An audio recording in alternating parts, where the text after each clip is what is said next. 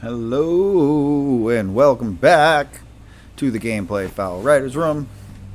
Starting things a little bit early today because one, I've got a big announcement that I'm going to make once everybody's here. Also, there were some technical issues getting things up and running. Which way am I supposed to go here to get closer to where I need to be? I need to get closer to that thing. There we go. Okay. Everything's reversed on the camera, so I'm trying to figure out which way I gotta go. So yeah, so something got messed up here. As you can see, like this is the camera's extra delayed. So I apologize for that. I don't know what's going on here. When I signed in, it started acting all kind of crazy. So it didn't. Yeah, things just didn't work out the way they were supposed to. So things are a little bit off today. But that's not why. That's not why we started early. That's not the only reason, at least. Like I keep getting signed out on my end. I don't know what's happening there.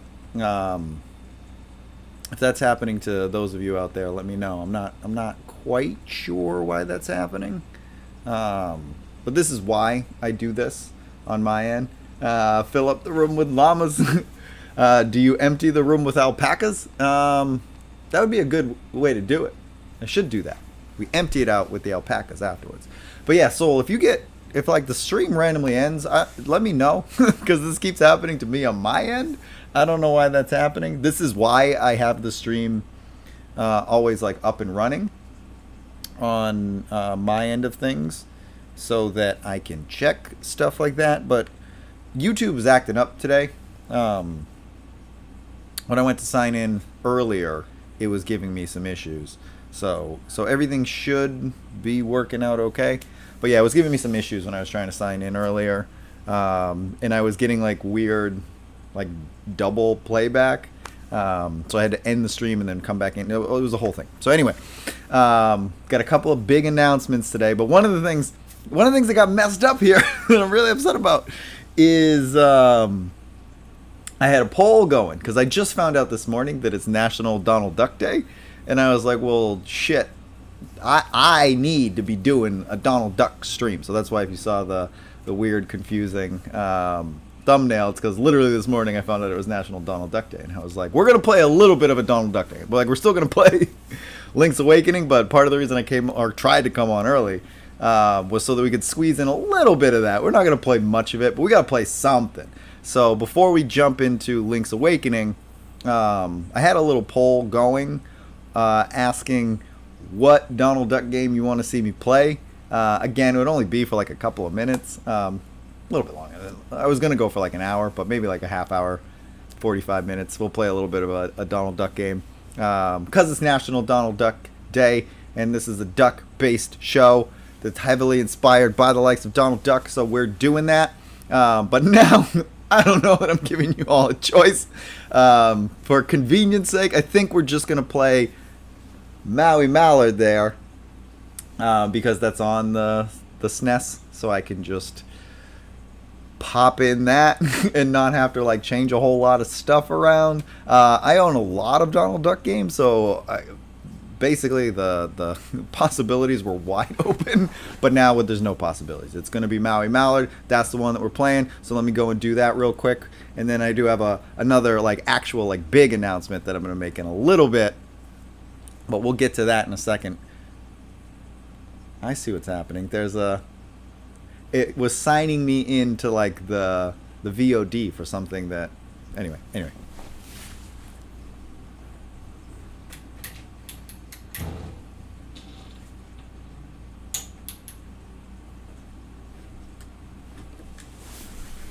This is one of the Cooper overexcited duck noises. Yes. He gets very excited. He's weirded out by some of these duck games, though. Like, he thinks we have a weird obsession with ducks. This is one of the few SNES games that I have in the box. Like, box and manual and everything. It's one of the few complete in boxes I have. And of course, it's a Donald Duck game. So we're gonna go through the whole thing right now.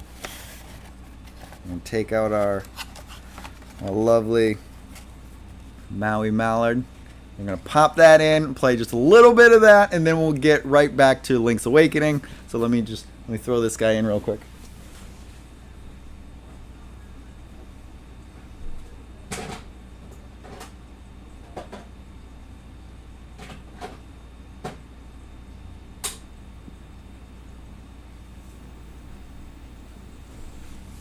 Ooh. Now let's see if I grabbed the right controller this time.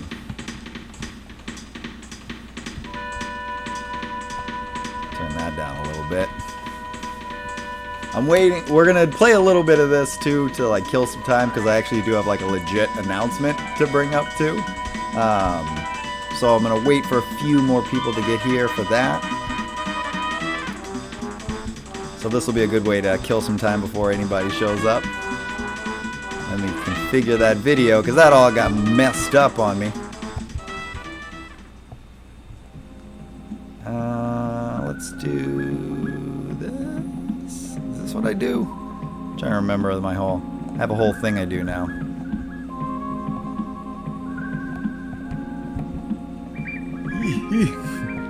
Hold on. I'm trying to get all the colors right.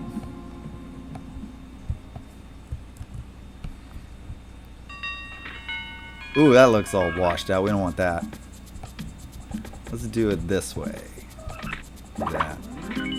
Nah, that looks bad. That looks bad. I don't want that. How about this?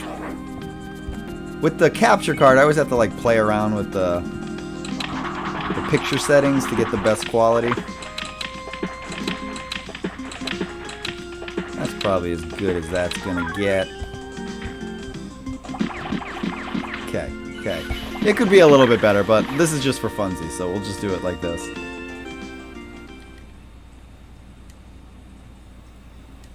Come on. Oof. That looks brutal. What's going on with that? Come on, let me do the thing. So yeah, I'm waiting for a couple more people to, or at least one other person. And then I got a fun announcement that I want to get to. Come on. Here we go.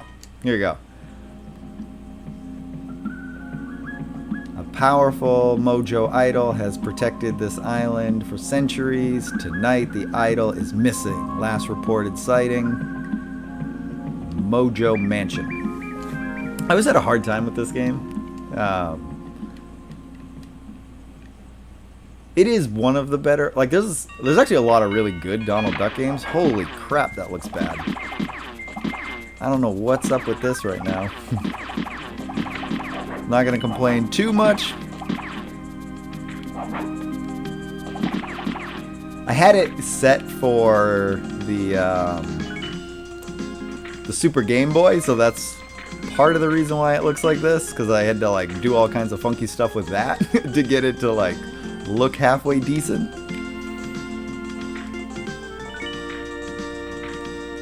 Let's see if I can remember how to do this. Ah, yeah, that's right. We can go through the doors. Oof. This is looking brutal, man. I didn't even know there was such a thing as a National Donald Duck Day, but now that I know that it's a thing, we gotta have a little bit of Donald Duck around. I even got my Donald Duck shirt on, one of many.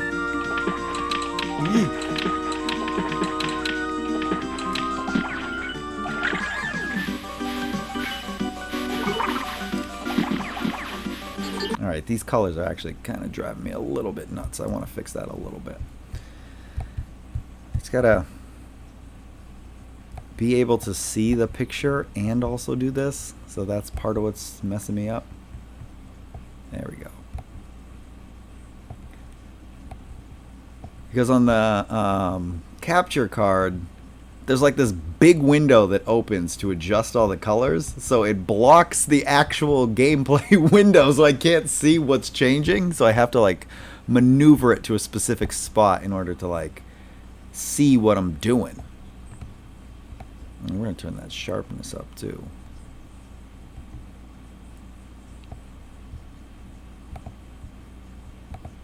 Alright, is that... I feel like that's a little bit better. What does that do?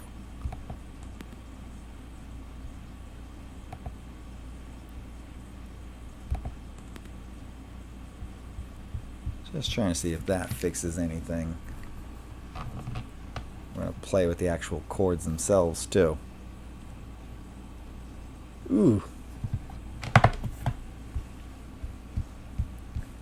Well, I don't know why it looks so bad tonight, but we're going to have to make do with what we got. Oh, you know what it is? I know what it is. I had it stretched out bigger because of the Super Game Boy screen. Because it has that like Game Boy border around it. So it's all stretched and that makes it look less good. Plus, all of the like technical issues getting signed in today. Like normally I would have to like close out of OBS and come back into it. But we can't really do that right now. Let me see if I can remember where to go here. There we go. Eventually he turns into his ninja form. It's been a while since I played this one. I don't remember how we do that. Eventually I want to do an episode where Cooper just plays all these like random duck games that we have. Like DuckTales, Quackshot, Donald Duck Going Quackers, Darkwing Duck, PK Out of the Shadows.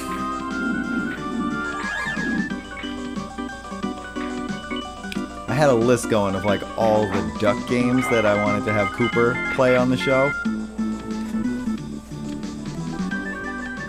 Did I just beat a level? I can barely see what I'm doing because the picture quality looks so bad right now.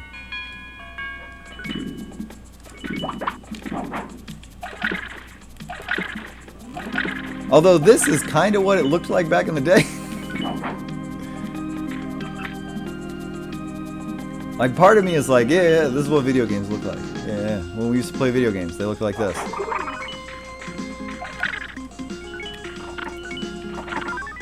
Although on the CRT I have now, it would look way better than this. I'm about to switch to Link's Awakening because this looks so bad.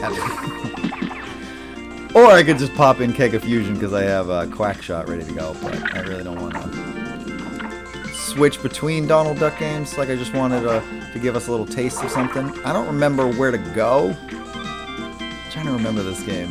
This one has been a while. It normally, like, because I have that box for it, I like to just keep it as a display. I don't usually like to take it out. Oh, wait, do I move them like this?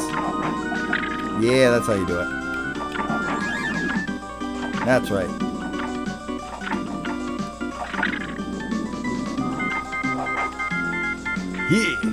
Yeah, did it.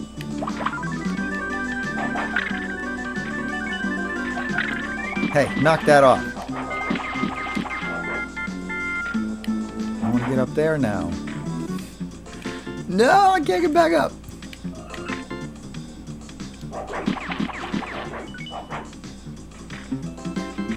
No joke, like surprisingly, most of the Donald Duck games are actually really good. This game actually gets really addicting after a while.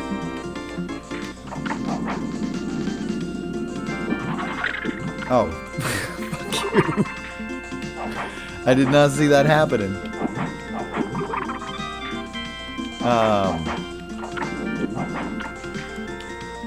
One game I really love, in terms of like a Donald Duck game, is Going Quackers. It's basically like Crash Bandicoot, but you're Donald Duck.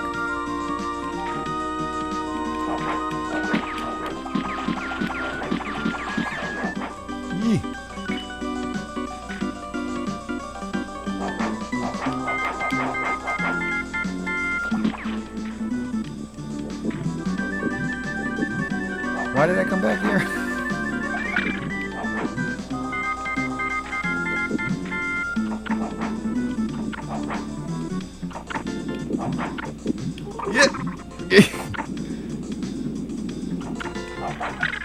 Hey, knock that off, man. Can I make it from here? I don't remember why I came back out this way.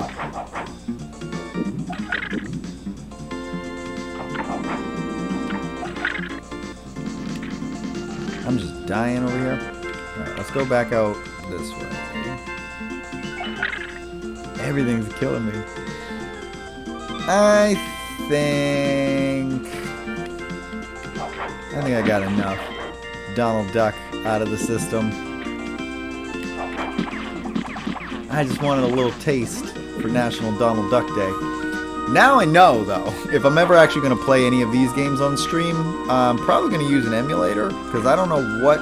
Something's up with OBS today. It's either OBS or YouTube. Something's going on where, like, everything's off. Like, things aren't doing what they're supposed to be doing. So, it could also just be that, but this looks really, really bad. So we're gonna stop there, because the way it looks is throwing me off. There's, like, this, like, weird, like, like 3D effect happening that's like messing me up, because there's that, like, there's the picture itself and then there's this weird like color blur behind it. You can kind of see it on those vines. It's really weird and it's throwing me off to try to play it like that because everything's like shifted. So anyway,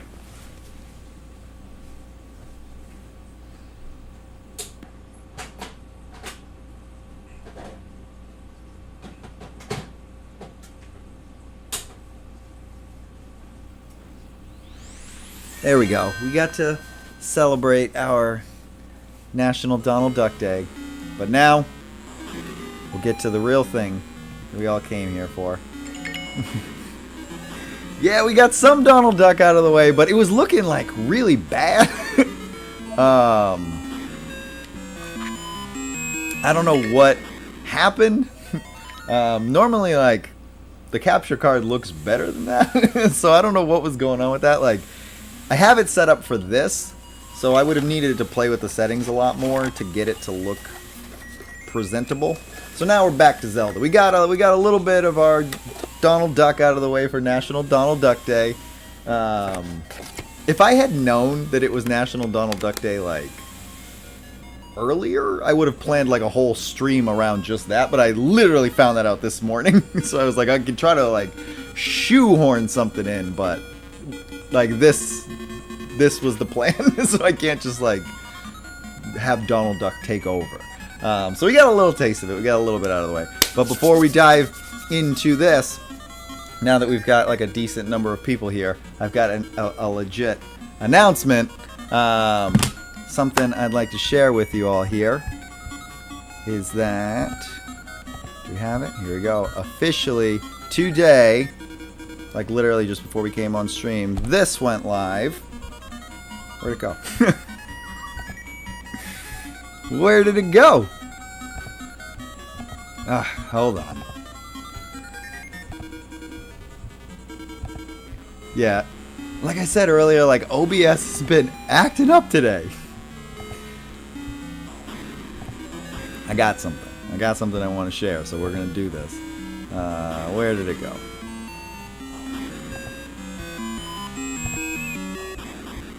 Hold on.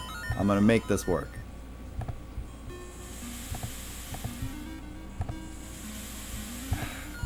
Alright, we're gonna do it a different way, because this is being stupid. I don't like doing what I'm about to do, but it's the only way I'm gonna get this to work.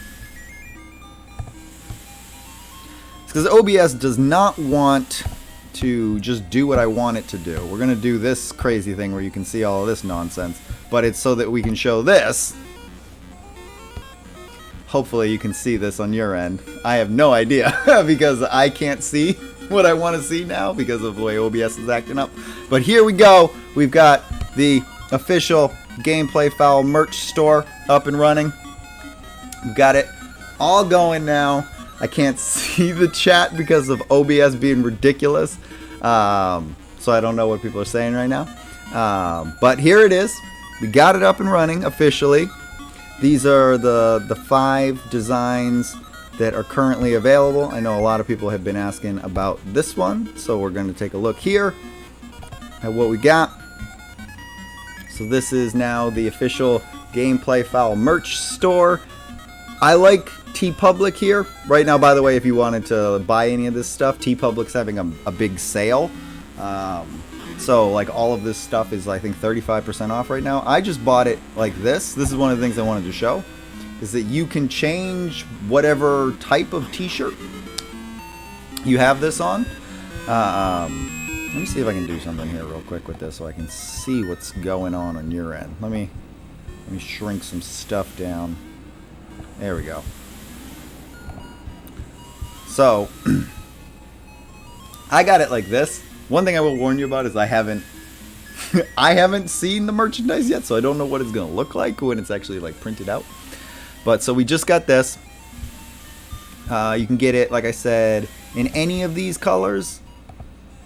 You don't have to stick with the default ones. This is why I chose TeePublic, because I like that you have this freedom to like play around. I think this one looks really cool too, the purple. I think that looks cool. Some of them aren't going to work as great because of the black on there. But you can also get all of this cool stuff. So you can get it on hoodies, if it'll load up there. You can get the bumper stickers. You can get kids' clothes. All the good stuff. Masks, all kinds of merch. Let's go back here. Take a look at some of these other designs. I've got a few. So this is part of the reason why I didn't do this earlier, is because I wanted to make sure I had like more than just my logo ready to go. So I've actually got a few on here. I just ordered this one for myself. This is Lord of the Wings, Frodo Quackins. Give you a closer look at that there. So I drew all of this stuff too. Like I designed all of these. So I thought also for National Donald Duck Day, this would be a good one to show all of the different duck options here. Again, I wish OBS wasn't being a pain in the ass right now, because like I legit, like the only way I can do this is to have this window open, so I have no idea what anybody's saying in the chat right now. Until I close this, I won't be able to see that. This one, this one's one of my faves.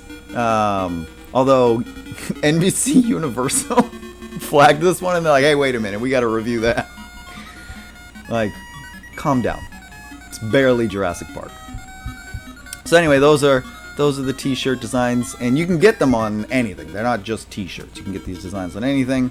So those are those there. I kind of want to see what's going on over in the chats though. So let me switch back over here. We're gonna close that for good. But yeah, that was the only way I could get, like, OBS today is just, it wants to make my life difficult. So normally I can just open a window and like I can see everything and still see you, but the only way it would let me do it is if I just showed you my display. So let's see, what are people saying on here?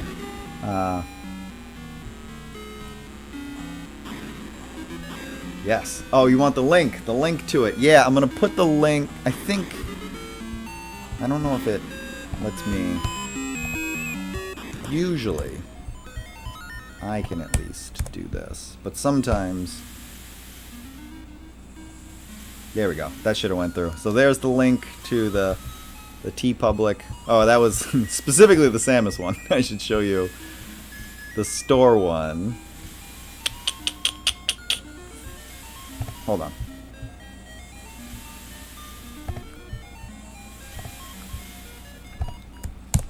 There we go. The first one I shared, I just had the Samus screen open, so it was just that one. It's because OBS is still throwing me off, man. It was like, today you have a ton of stuff you want to do, so we're going to mess everything up. But there it is. That second one is the link to the store itself. I've got those 5 designs in there. I know a lot of people had been asking about the Gameplay Fowl logo, so I was like, alright, we're going to get it out there. I have some other t-shirt designs in mind, some that'll be more specific to Gameplay Fowl, but I wanted to have some options, so it's not like I had a merch store and the only thing that was in there was the logo to Gameplay Fowl. So there's a few options in there now. So anyway, we've got that up and running officially. Now we can jump into Link's Awakening. Oh, that's right. I wanted to do something. I wanted to do something here because everything is like... This level has been, or this dungeon rather, has been very difficult on us. Yeah, OBS today is... Like, I'm looking at even the capture display and it looks just off a bit. So I'm going to have to play around with some stuff and figure out what's going on. But we'll have to do that, get that all worked out for tomorrow's stream. But the good news is we do have the store up and running. I've been very excited to get that going. So I'm glad it's finally up there. I chose TeePublic, like I said, because I've shopped from them before, so I'm like more familiar with their store. I know there are other options, and like other people have like other like YouTube creators will use other stuff. But I happen to shop a lot from TeePublic, so I was like, I'm more familiar with this one. And they tend to have like pretty consistently good quality with their stuff. So that was like a big thing with me too. Although, like I said,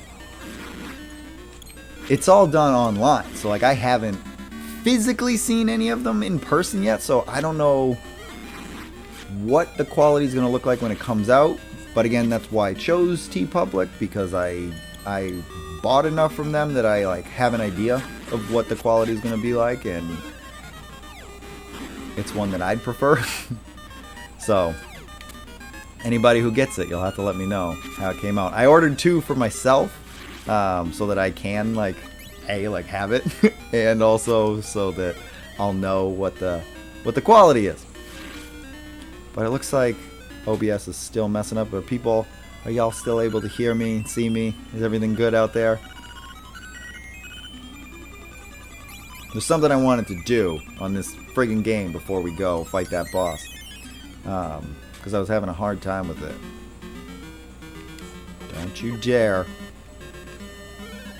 Stop that. I wanted to get, like, I wanted to have one of those cool, like, store options on YouTube itself. So I looked into how you do that, and you have to have 10,000 subscribers. And I was like, it's gonna be a long time. If we ever get there, it's gonna be a long time from now. I am nowhere near that. I thought it was gonna be one of those things where it was like 500, 1,000 subscribers, you know, like get up to YouTube partner level. No, it's 10,000. So I was like, I'll just make a TeePublic store and just put it in a link tree, and you can get to it from there. So that's what you'll find it that way. Like I have a link tree, and I'm gonna add TeePublic now to it so that you can go to that store there. I think I lost you guys though, because it seems like the chat's dissipated. Wait, am I going the right way? You'll all see what I'm doing. I want to go to this lady. I want to get this. I'm Crazy Tracy. I've got a little secret for sale that'll pump you up. Why do you gotta like... You gotta talk to her twice to get her to do that. Alright, come here and I'll rub it on you. There, I have applied my own secret medicine. It will take effect when you lose all your heart. Dropped by a GameBoy guy. Yeah, okay. Got it. Let's go do the thing.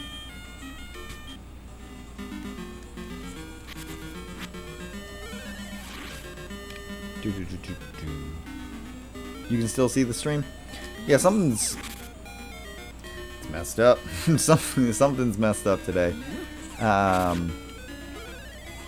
don't know what's causing it, but all day since I like tried to sign in earlier, I tried to get on at like 8, but everything was like messed up, and I could tell like things were just off.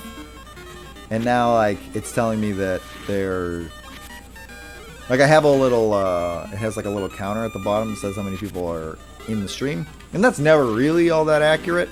But it was at 0. So I was like, could be that like nobody's here.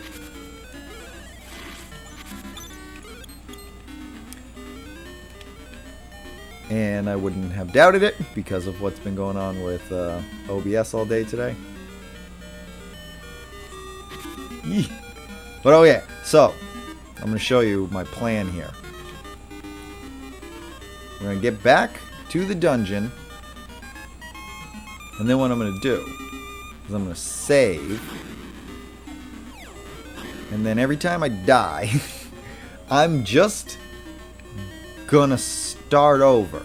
Instead of like saving and retrying, I'm just going to say quit. So that I can just reload from where I saved. Is this the way to go? A little bit lost, so. I was playing the remake. Like I said, I tried to play a little bit of the remake to get familiarized with where to go and like what I'm supposed to do. And that only worked to an extent because a lot of the stuff has been upgraded. So it's not quite the same experience. So I was like, I mean, this is just way easier. So it's not the same. Okay, you're back. Okay. Yeah, something's been going on with OBS. So like, I wasn't sure if people just got like booted out. I did. Like, I have the stream pulled up on a couple of things, and like, I kept getting booted out earlier. Alright, so here's the plan. I'm going to go in here, and I'm just immediately going to save and quit. So that every time I die, I can just say to quit again, and it'll just start me off with the little rub down power, so that every time I die. Just place an order, got 2 shirts, a red and a white one, and also a coffee mug. That's awesome! I love hearing that. Yeah, one of the things that's like a downside about TeePublic though is like I've never used it as a seller. Like I bought a lot from it, but I found out the hard way that like I do not get like a discount on my own stuff. So I had to pay like what you would have had to pay for my own merchandise. So I was like, I mean, all right, I want it. So that's great. I do get like I think I get some kind of like a percentage of the sales. I don't know how that works yet though, because this is literally like the first time I've ever done this. So I have no idea what that looks like. But I'm like, I don't really care as much about like the sales, like money that I would get from that. More about like getting like the Gameplay Fowl logo out there and like getting people interested and like just sharing the love. So I'm more concerned with that aspect of it. I guess so. I'm about to find out what it's like. I did get like a little notification when I bought mine that it's like, oh, you sold 2 shirts. Congratulations, you're gonna get it. The way they worded it was like your like, I forget what they called it, but basically like you're gonna get your cut of it, which is like some weird percentage. And I'm not a math guy, so I have no idea what that would work out to. But I bought my own shirts when they were on sale. Because I was like, I'm not paying full price for that. I'll get them in 14. I do want that. The coffee mug though. The coffee mug actually looks really cool. I really want that. And the bumper sticker, I want that too. Bumper sticker's like $2. I should just get that. But I was more concerned about like just seeing what the quality looks like first, because like I said, like they don't send me like when I was doing comics, like if you get something printed, they send you a copy first. Like they send you like a draft to say like, here's what it would look like. Does everything look okay? That's sort of what I'm used to, but this was just like, upload your design and we'll sell it. Like, do I have any level of quality control? Like, do I get to see what it's gonna look like? Because one of the things too is like, I had to keep playing around with it to see like if it was actually centered. It should be now, but like the design on the shirt itself doesn't look centered. So I was like, wait a minute, this ain't right. But they do have a thing that like tells you that like this is where the center actually is, because the shirt in the picture isn't, the like collar is like kind of moved, so it's not truly centered. So like that kept throwing me off. Casually replays Link Between Worlds for the billionth time while watching the stream. These games will get you to do that, man. They're like, you see one of the like 2D Zeldas and you're like, oh man, Now I want to play this game. Like I was, from playing this, I was like, I really want to play like the Oracle of Ages and Oracle of Seasons games now. This is why I'm doing it the way I'm doing it, by the way. Because getting to this boss, you get hit so much that by the time I get to him, like, all of my hearts are gone. One thing I did want to try, though, is, like, just having the shield up the whole time. So I should try that and see if that helps at all.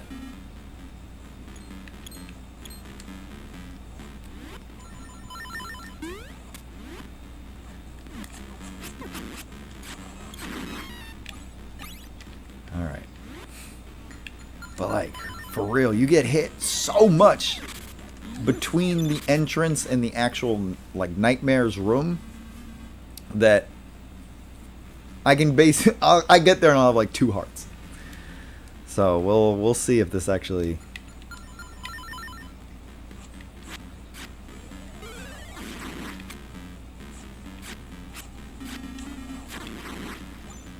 And that was the other thing too, is I don't remember like what the best route is to get to where I need to go.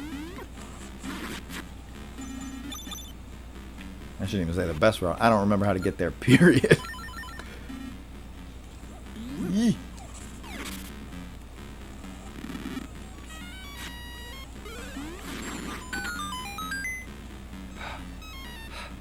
This is so stressful. So I'm down to what, 4 hearts?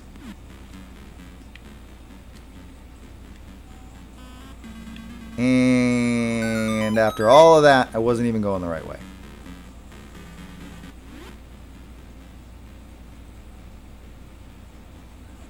Huh.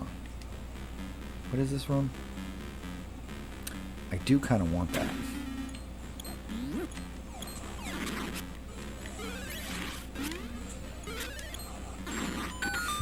I wanted the heart, so I'll go into this room, but this is not the right way. Okay, so lesson learned. That was the wrong way. Wasted my time. Thankfully, at least I got some hearts. Okay, so what's the correct way? Do I go back this way? Maybe? No? Down here? What's over here?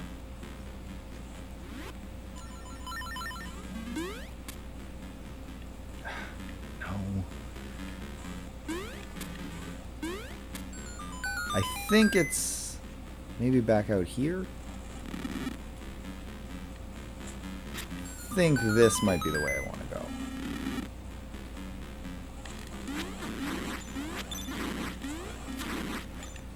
Okay, please still have a heart under here. I think this is it. I think I go down here.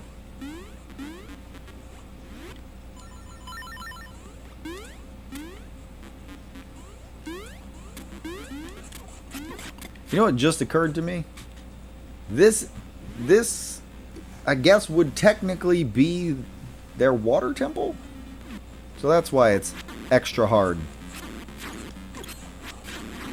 Like, this is what I'm talking about. I got all these things shooting at me.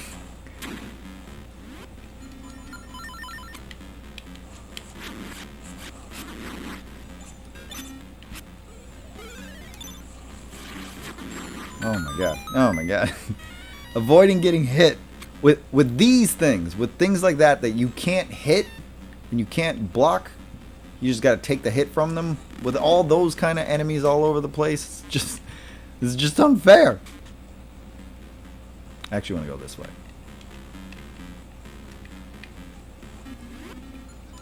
I remembered that now. I almost went down there and I wouldn't have been able to get back up, so I'm glad I thought about it for a second.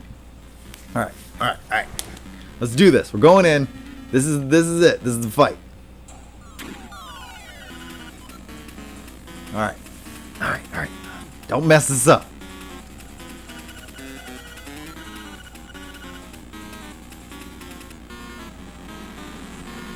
That's right. I can't go in the middle. I gotta go here.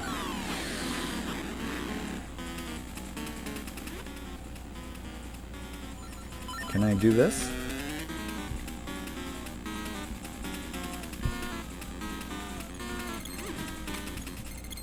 Okay, I can do that, but I gotta be able to switch quickly. Right, well, that doesn't matter anyway. Okay.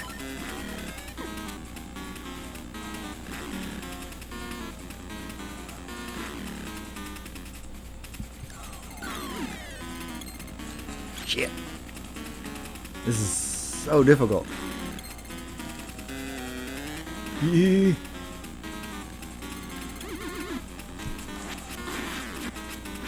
Okay, got it. Nope. I want one of the ones to be down there.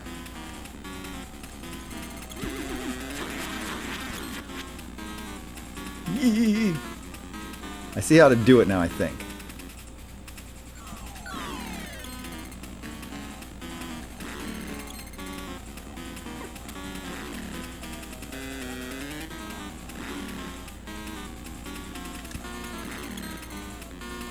Yeah. Be right there. No. Be right there. No! Yeah, I'm not gonna make it.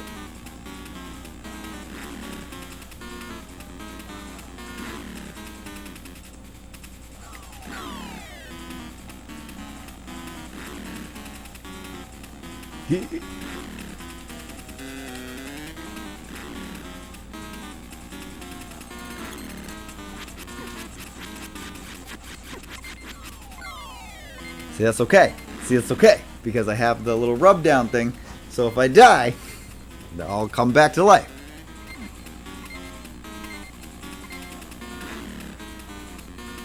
Nope. I want you to swing that way.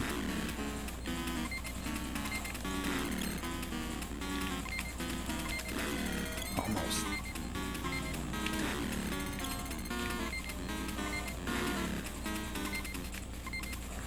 Too far.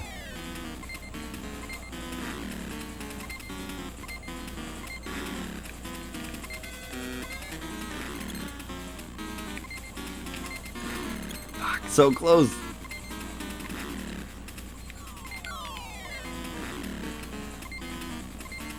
Nah, I'm not gonna make it.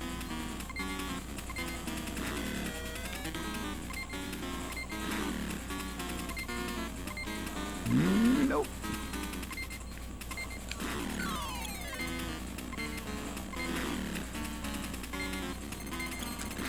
That was too soon that time.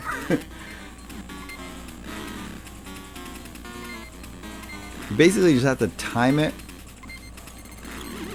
with the tail. Like you have to like wait until the tail's at a certain point and then just kind of hope that he comes out of the hole you need him to come out of. Now the tail's going in another direction. Got a whole new pattern now. It's messing me up.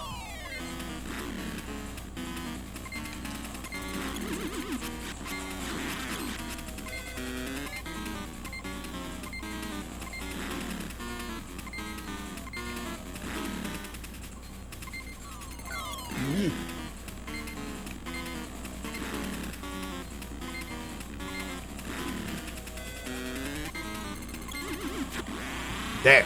Got him. Didn't even need my little rub down thing. You don't know what kind of island... You don't want to know what kind of island this is. What a fool. He's starting to warn us. Like, you don't know what you're doing, man. You don't know what you're doing, Link. He's trying to give us that warning.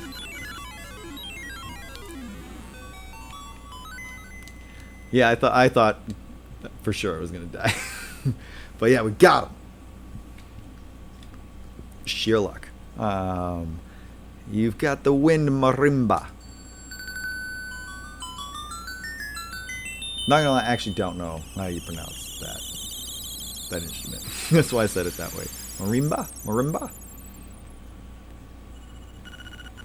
Shrine, an island, secret in the shrine.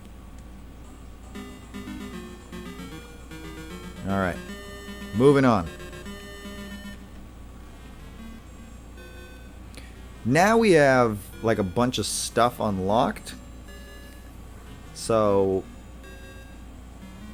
I haven't been great about remembering this game, but if I remember correctly, we should be able to fly through more of the game now because we're less inhibited. When I was swimming in the bay, the waves took a very important necklace from around my neck. If you find it, I will let you take a scale from my tail. Okay. Right by the bay. I'm trying to remember where that is. No. Oh, wait, I know where it is. Pretty sure I know exactly where it is. There's like, it's like by the bridge or under the bridge.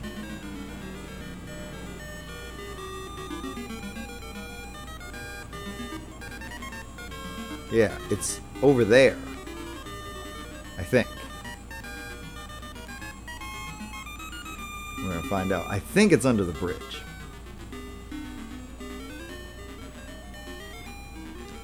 Let's see how bad my memory is.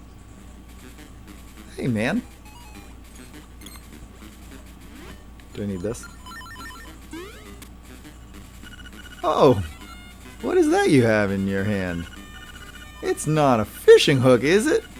You had better let me have it. I'll give you my next catch if you let me have it. Sure, why not, man? You can have it. I don't need that. Alright, boy. Feast your eyes on a display of fishing skill. Whoa, Nelly. It's a big one. Big, yeah. I thought so. Under the bridge. It was under the bridge. The hook became a necklace. Why is everything like rainbow colored? Everything is something fishy's happening here. Lucky. Alright, let's go bring her that now. I don't remember what the scale does, but I know I want it.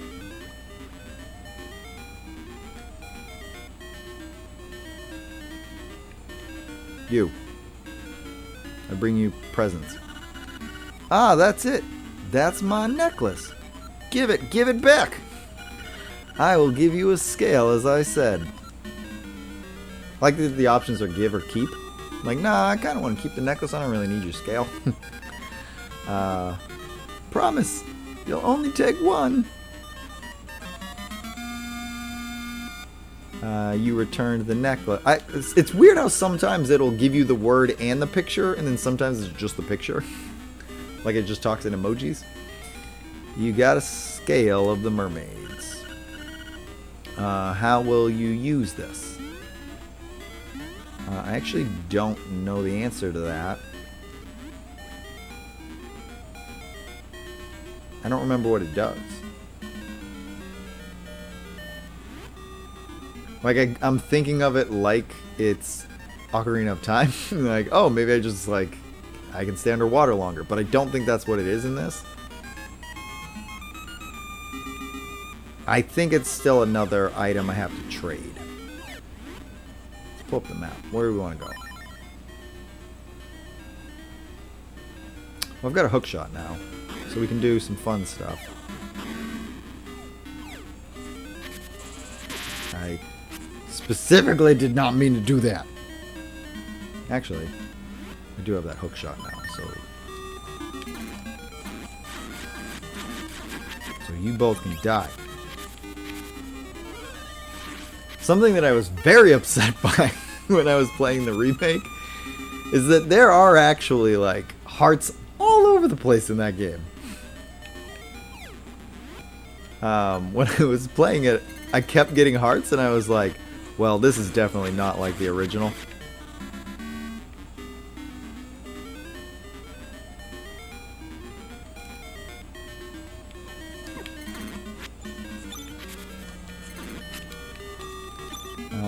We're in Miami on vacation right now, and I found this retro game store and scored big. Oh. I was like excited to hear that like you were on vacation in Miami, but like that increased tenfold when you said you found a retro game store with good deals, because those are like unicorns now. So that's great to hear.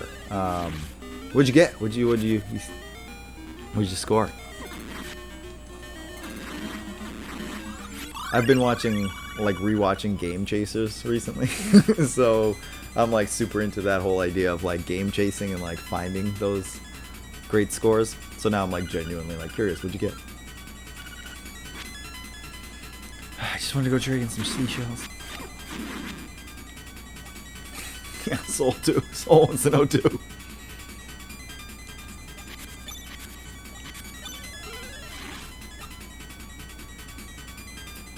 While we trade in our seashells here.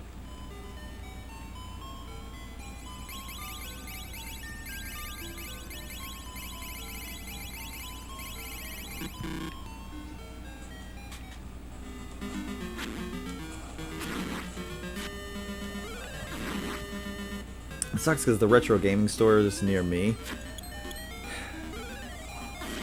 they're like, they use eBay for their pricing, and then they like charge more than eBay because they think that like that's what sets the prices. So they like, the way they see it is like you mark it up above eBay because the convenience of being able to buy it in a store, I guess. I'm like, eBay prices are significantly inflated, dude. You don't use that to price. Ooh, this is one thing we can now do. Can we?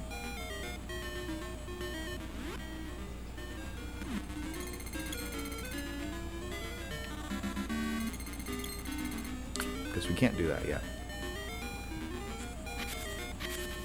Ooh, no. I got Mario Party 1, 2, and 3. Already killing it. Okay, so Mario Party 6 on GameCube. Resident Evil 2 on N64. Great game. The new Mario Strikers on Switch. I want to play that. Sega Soccer Slam on Genesis. Damn, you actually made out good. You got some good stuff on there. Just the Mario parties alone, I'm like, that's good. And I think those like all GameCube games are like ridiculous right now. So like any GameCube games you score is probably a good thing.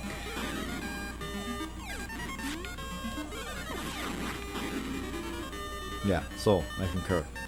Nice. Good finds.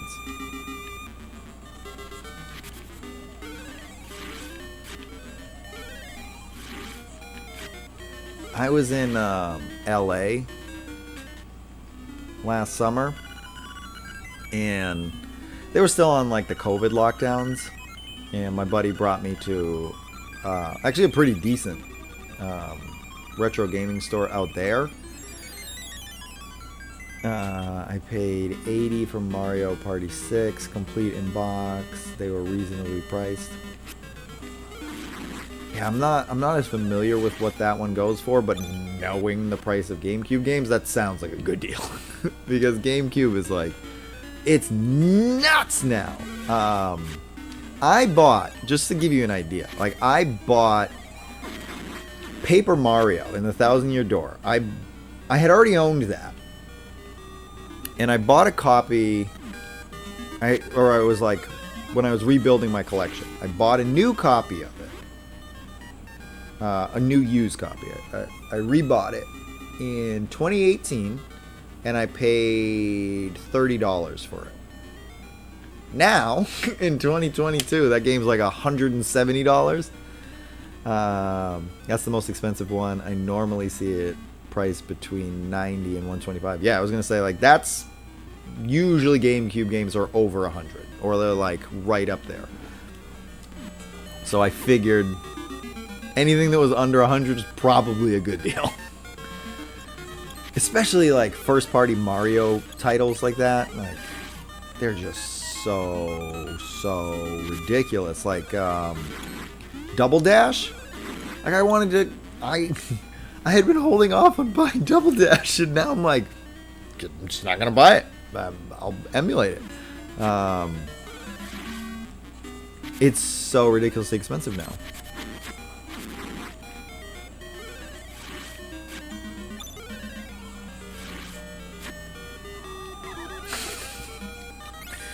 He shuffled forward a little bit and then he fell. But that's a good find.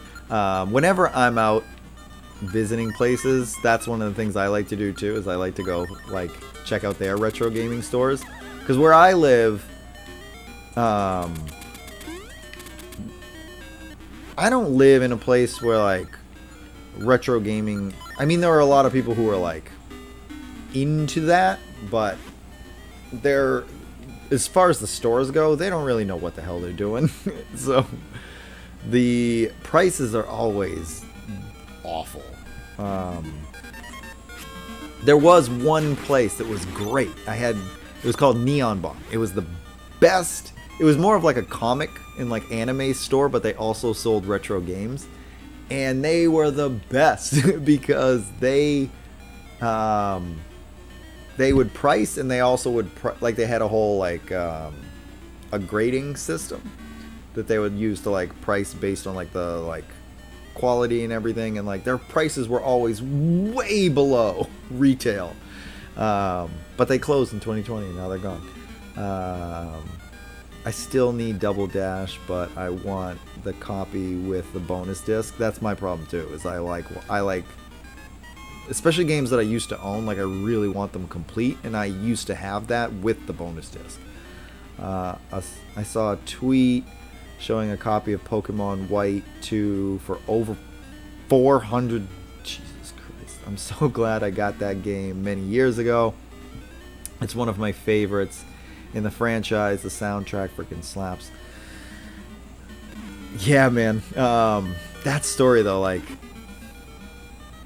I'm so glad I like went on a game hunting binge in like late 2019, early 2020, and I'm so glad I did, because I bought a bunch of games that are ridiculously expensive now. I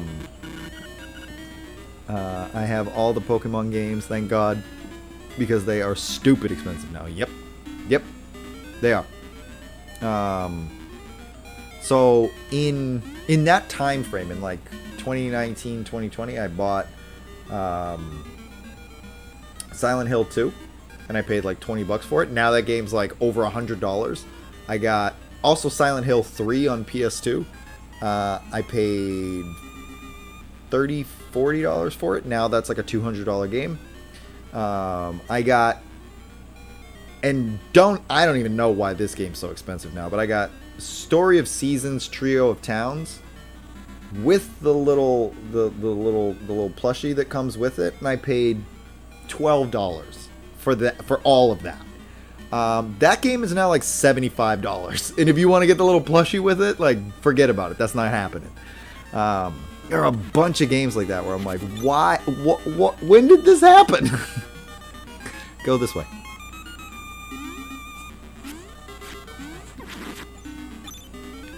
But yeah, Pokemon is one of them where it's like, forget about it.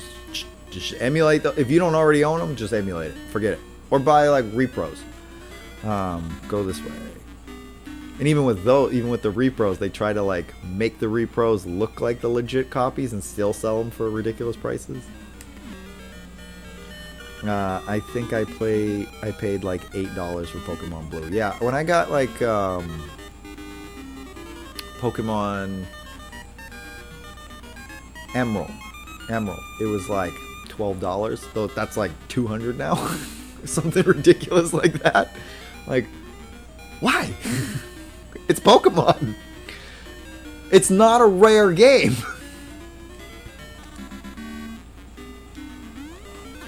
Like, I can understand, like, games that are, like, rare being expensive. But when it's Pokemon, everybody under the sun owned that game. It's not hard to find. That's not true, though. It is actually hard to find because people don't sell them. And that's why they end up being so expensive. And I mean, King of Blank, I wouldn't want to sell that game either. Like I said, I still have mine and I'm not selling it.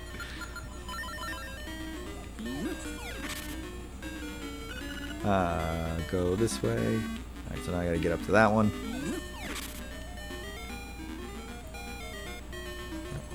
I don't wanna... I just don't want to switch to my sword. No! I gotta start over. I'm always supposed to go to that one.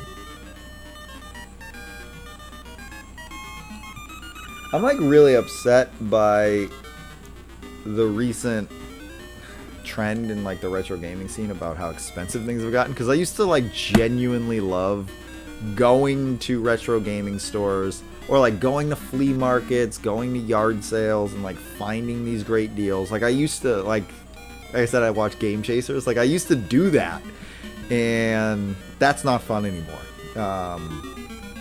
Everybody thinks that they can turn their like old video games into like their retirement fund, and they don't really know that the games aren't actually worth that.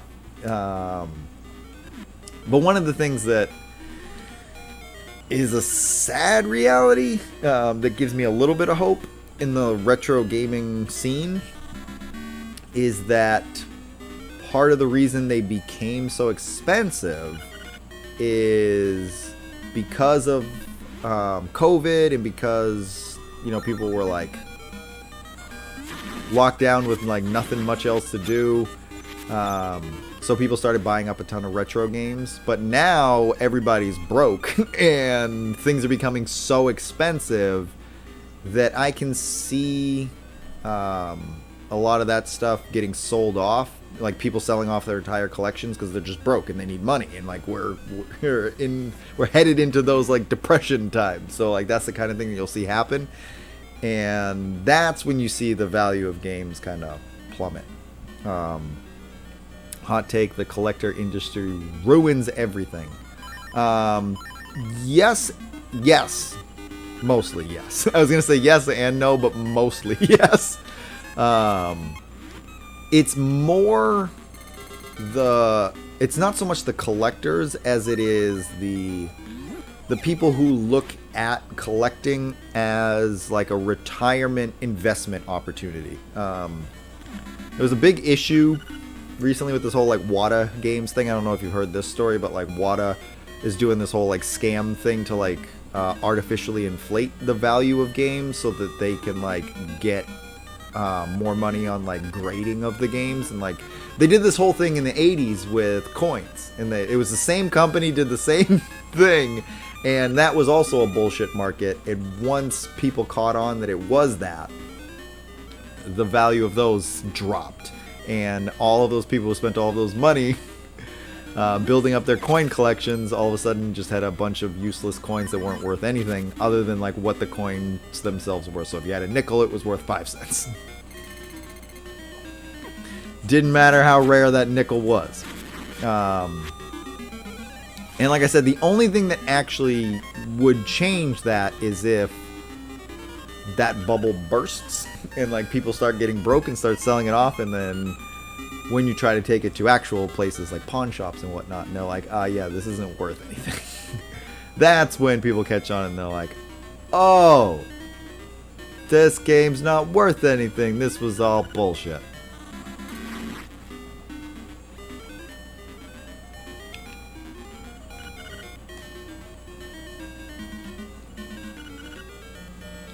Or at least that's like a morbid way of having hope.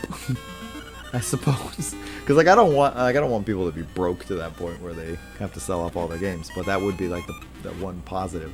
I wouldn't say the collector industry. It really depends on the person. I collect, but I'm really I'm a real game player too, so everything gets opened and I can give two flying craps about game grading. Yeah, that's what it is, D-Media. It's that. It's mostly, it's not the collectors themselves, because like retro game collecting is not a new thing. It became an issue when all of a sudden you had all these people that were collecting for the purpose of just like keeping it in a storage unit so that they could sell it at some point and like use that money to retire. Basically, the culture of giving excessive value ruins the fun for everyone who just wants to collect. Yeah, like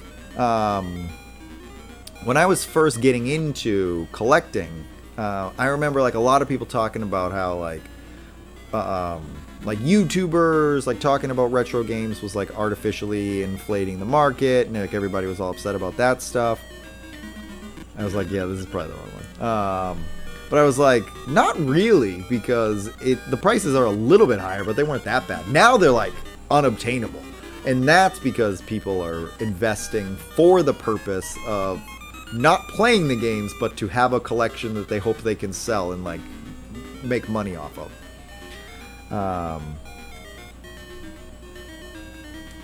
And yes, exactly. It's that culture that creates that. It creates this excessive value, like you said. See if I can actually pay attention to where I'm supposed to go here. Woo.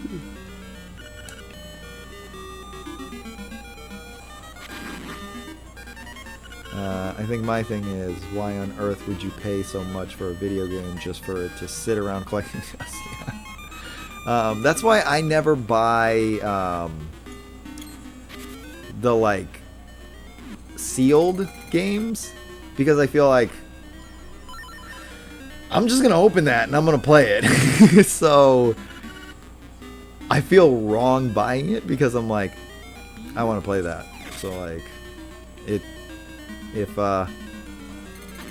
I'm making it like I'm devaluing it now because I've opened it, sorry. So I just don't buy those. But exactly, I want to play them. All right, so this is where I got messed up last time. Go this way. Go this way. Go this way. Go this way. Oh, it's gotta be this one then.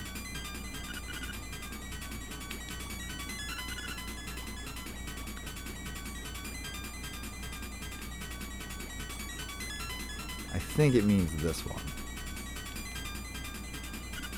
Go this way. Jesus Christ. When does this end?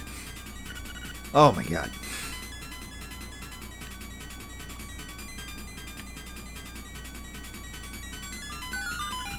So many of those.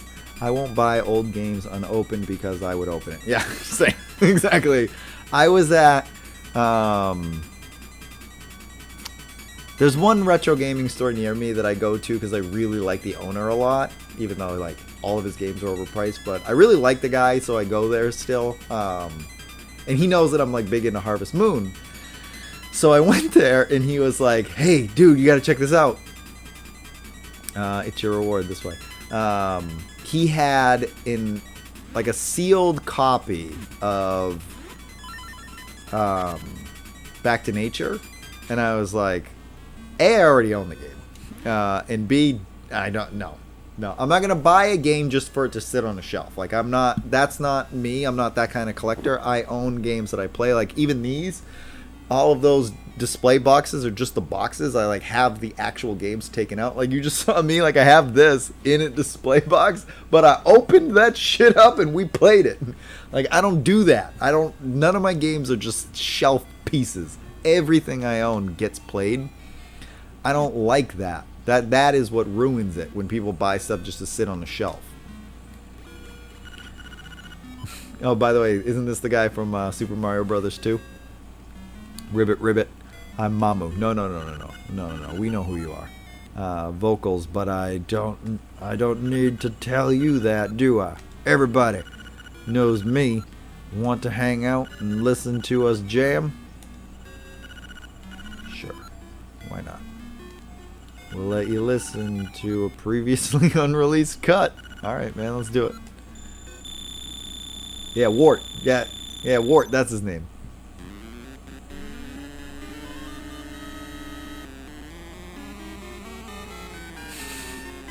He's also from the dream world, so he actually makes sense kind of being here. This song is god-awful. Oh my god. Well, I guess frog singing would not be great. But that's like, they made this like really bad. Oh man. Thank you, thank you. Thank you very much. Oh, that was cute. Croak. I learned a new song. You've learned the frog song of soul. It's a very moving tune. It can even liven up unliving things. What now? If you play this song, you'll make everything around you feel more alive. Like this dead thing here?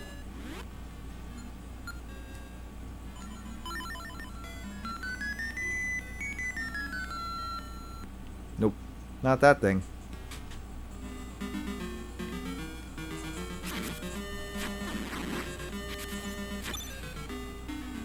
It sounded like 99.9% of bootleg games.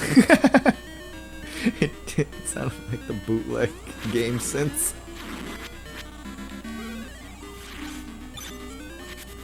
Oh man, now I've got that like retro game hunting bug. Like I miss doing that. I haven't really done that since since the pandemic. I used to like make regular trips to retro gaming stores to like even the ones that here that were like overpriced. I'd still go because like they weren't that like before it didn't matter. Like if it was retail price, they were fine.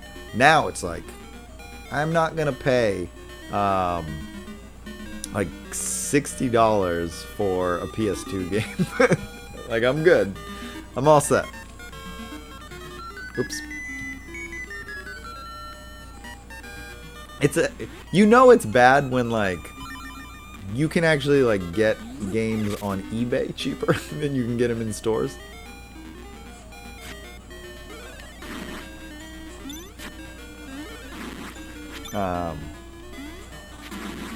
I actually thought about doing a video about, like how to collect on eBay in 2022 because like I feel like a lot of people don't know that like you can actually get really good deals on eBay now because I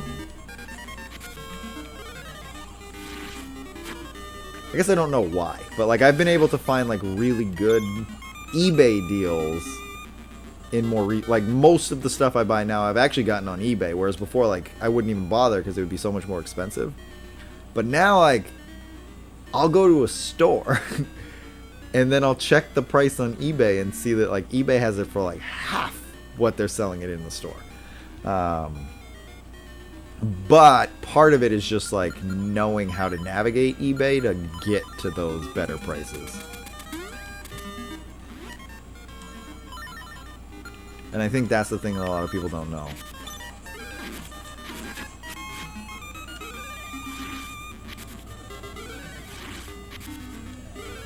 I'm trying to think of one that I got recently that was like a really, really good price.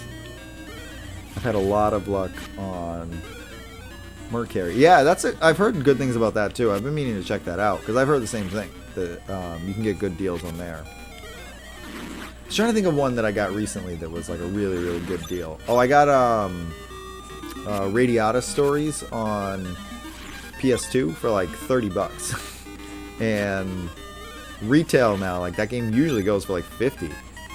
So finding it for 30, I was like, yes, please, and thank you. You can find super competitive prices. Yeah, that's what I've heard about Mercari too. Like, I gotta check them out. I keep getting ads for stuff. There's another one too. There's like a new auction one that I keep getting ads for that I gotta check out. Alright, let's check out this map and see where I gotta go here. Oh, you know where I gotta go? I know where I gotta go.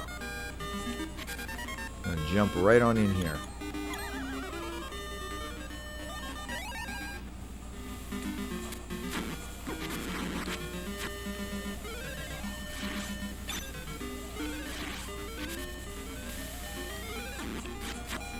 Now with gameplay file too, like I don't have, like I used to, when it would get to be this time of year, I would like to, like go, like get up early and go to yard sales. Because you can get really good deals at yard sales if you play the game. Because like it's a numbers game, like you got to go to a bunch of them to find the good stuff, and you got to get there early. Because you got to find it before somebody else does. And now with gameplay file, I just don't have the time to do that because that's like an all-day task. I picked up Radiata Stories on Mercari, complete in box for $30. In Castlevania, Symphony of the Night, Black Label for $110. I haven't dared to check because that game, Symphony of the Night, back when I was buying all that other stuff and I got like really good deals on it, it was like $90 back then. So I have not even dared to attempt to check to see what that game goes for now. I have it on, so I have a couple of versions of it. I have the PSP one, the Dracula X Chronicles. I've got the versions on there, and I've also got the PS1 Classic on Vita. So that's how I've been playing it. But that Black Label one, I wanted to buy it like back in the day, and it was like $90. And I was like, nah. Now that would be a really good deal, though. And I love Radiata Stories. How did you... So that's actually a game that I've been thinking about playing on Gameplay File because I like that it's got that like satirical, like goofy, like comedy to it. I haven't played it in a while, but like that was my memory of it, that it was like a really funny game because it was like tongue-in-cheek. So I actually really liked that aspect of it. Here's the raft place.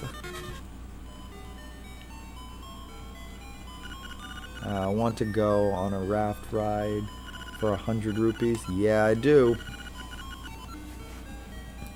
And that's one of those games that's in my backlog now. So I haven't replayed it to see if like my memory of the story holds up.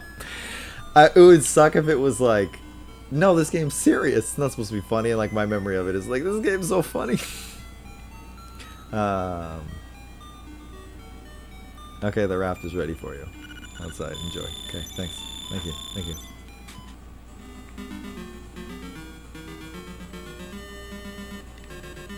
I don't remember which way I'm supposed to go. I know I don't want to go down the waterfall yet.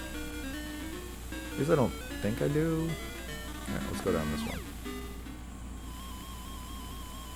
Oh, I remember now. I remember. Jesus. I so do not want to do this. That's what I loved about it too. I like an RPG in general, but this one was goofy. Yeah, I liked that about it. I liked it. I liked that it was fun and it was comical.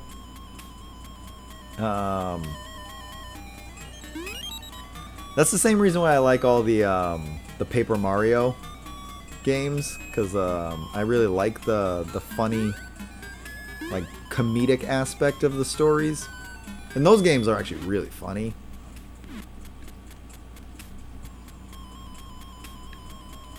You won't let me go against the current.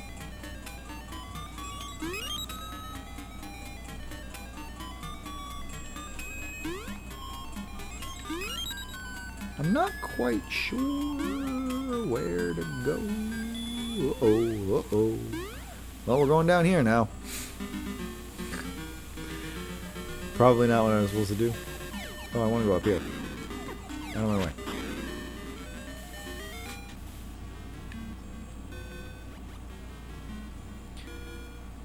Yeah, definitely. That's a game that I'm like, that would really fit the show. So I've like really wanted to visit that one. That's why I bought it, because I was like, I gotta get that. That was one of those games that I used to have in my collection, and I was like, I gotta get that one back before it's ridiculously expensive. It's one of the last good games by Try A's, if you ask me. Yeah. That era for them, they had like really good games, because like one of my like favorite RPGs of that like time period was Baten Kaitos, and that was one of their games too.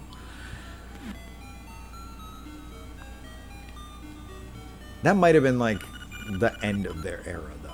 Like a Radiata Stories, like around that time period, is kind of when they started to dissipate. Because I don't remember really anything from them on that, like, that 360 PS3 era. Like, kind of fell off.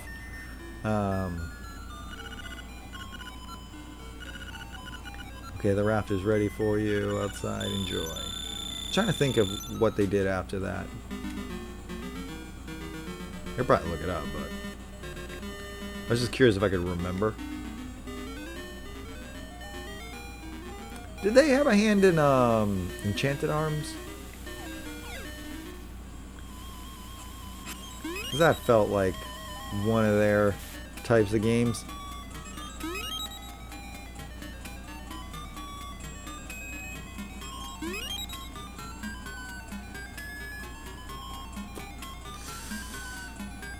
I don't know what all of this is for.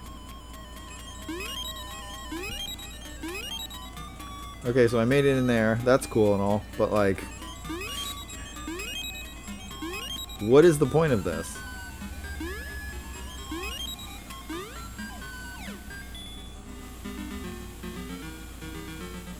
Nothing?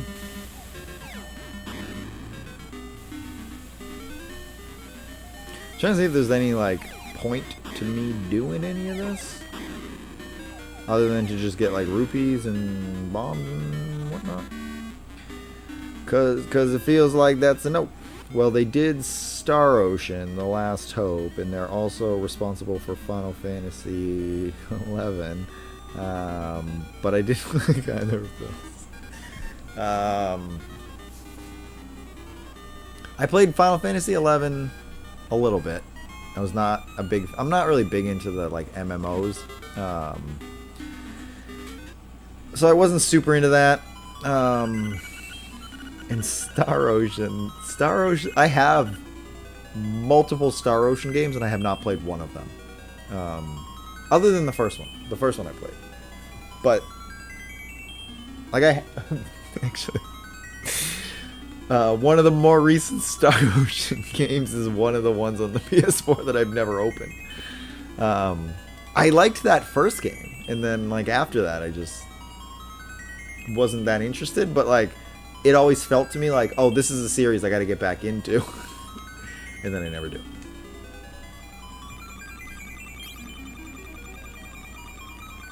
So I've always, like, I like to have it in the back of my mind, like, this is a good series that I have to play at some point, and like without ever getting disappointed by it not actually being good. That's where I keep it. Bruh. I'm trying to do something here. Hoot. There are 2 shrines, one to the north, the other to the south. First, head south, where ancient ruins speak of the windfish. You will learn much there. Didn't I already go there? Not 11, 13. It was a typo. Either way, they both sucked. Yeah. I really hated 13. I wanted to like it so much, and I hated that game. Now Star Ocean, the second story was bomb. I played the first one in the like re-release of it on the PSP. That's the only one I've ever like actually played. I own others, which makes it so much worse that I like own multiple Star Ocean games, and that's the only one I've ever actually played. But Second Stories, that's one I'll have to check out. I probably have it.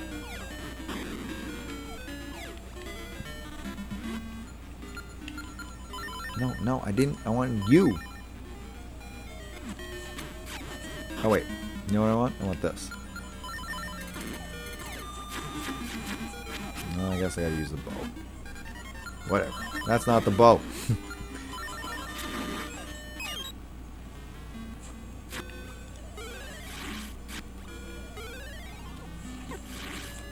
Alright, well, if you guys aren't gonna jump out when I need you to, I'm just gonna do this.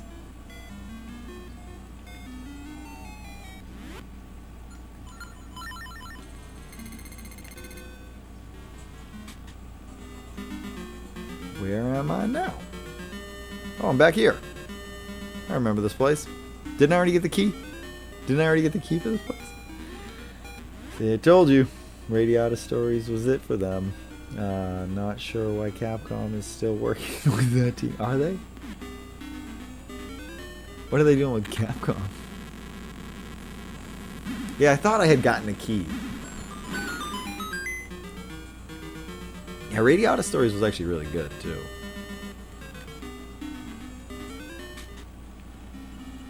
What time is it? Oh. Face Shrine. Alright, I want to fly through this dungeon. Can we do this? Can we fly through it?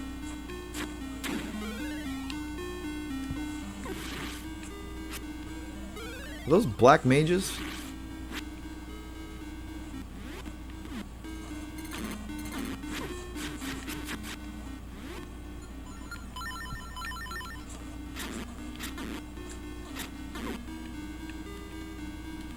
Looks like a black mage, right? From Final Fantasy?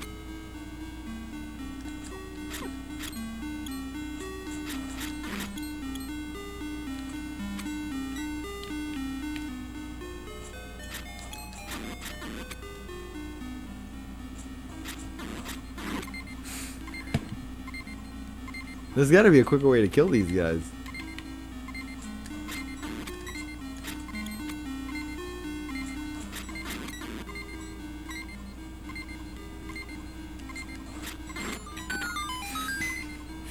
Wow! Yay, my favorite track in the whole game. Let me turn it up. This I did notice when we came into this dungeon that it had a different song, and I'm like, all right, I'm digging this. All these games were realized under the Capcom name, just developed by Trace. They just dropped something else with Capcom this year. I think it was another Star Ocean game. Oh, Star Ocean.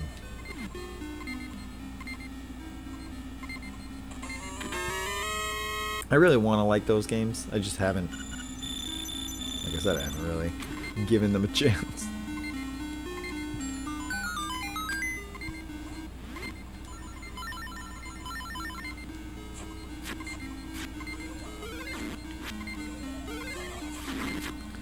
I still haven't used that like rub down. So I legit don't know what else to call it other than that. Because it's not like a fairy, it's not a potion. She legit like gives you a little rub down, and then that gives you the ability to like come back from death. You're not kissing anything, trust me. You're not missing anything, trust me. If it's not the one from PS1, you're good. Yeah, it's fine. I'm a writing professor, so I pick up on typos pretty quickly. Like I know what people mean to say. I read lots of them.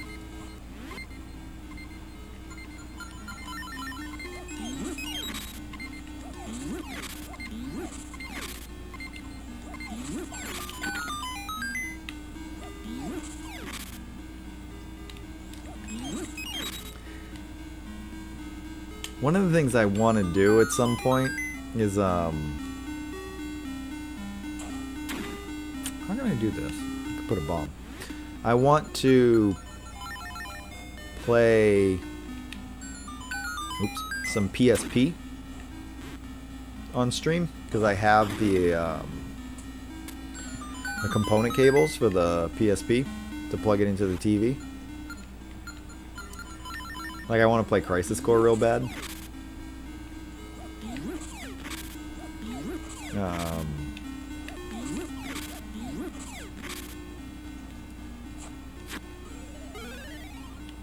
Oh, God.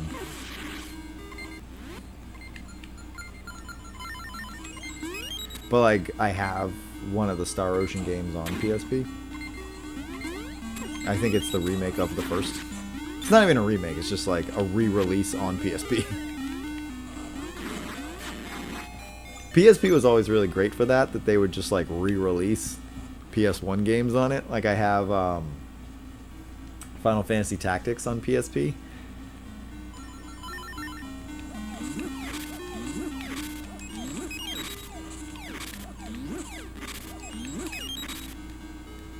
I probably need to throw that at the door. Right?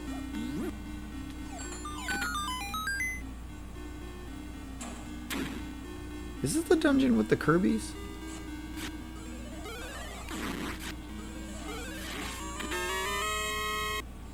You've got the compass. Now you can see where the chests and nightmares are hidden. Okay. We know what a compass is. We know how they work. Oh, you know what? This sound... Soul, to your point about this one, this sounds like a little bit like the dungeon music from the original Legend of Zelda, but it's like a remix of that.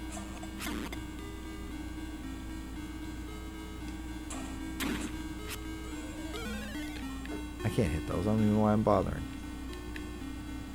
Wait, what would I do up here other than get myself killed? Alright, so don't go up there.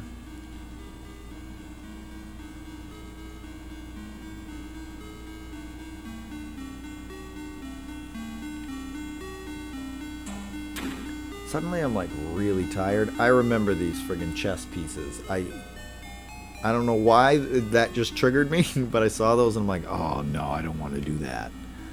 Oh man. I remember those being a pain. Oh no. No. I don't want to deal with the goddamn mages.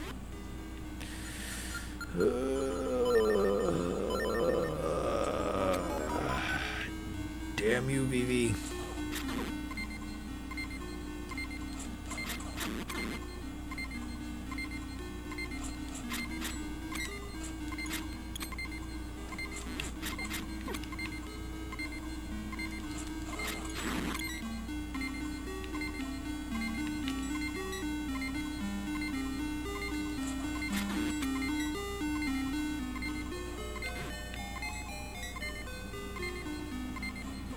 God damn it, would you get out of my way, you stupid skull?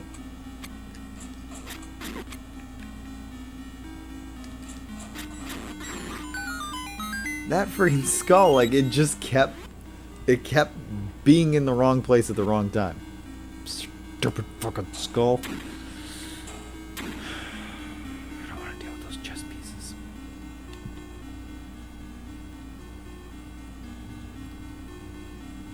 Funny story, the way I found out about this game was My Little Pony fan game that used music and sounds from Link's Awakening. That's actually really funny. I don't remember the name, but it was a well-made point-and-click game. That's actually really interesting. And that's how you discovered this game. You're like, wow, that's good music. Where'd that come from? Oh, Link's Awakening. Well, yeah, this is like... It's got certain, like, refrains or, like, measures from the original dungeon music from the first Legend of Zelda, but it's like a whole remix of it. It's like a different song entirely now.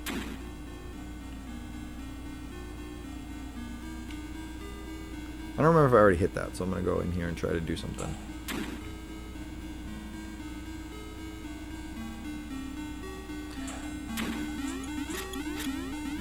That's not my sword. Just wasting arrows.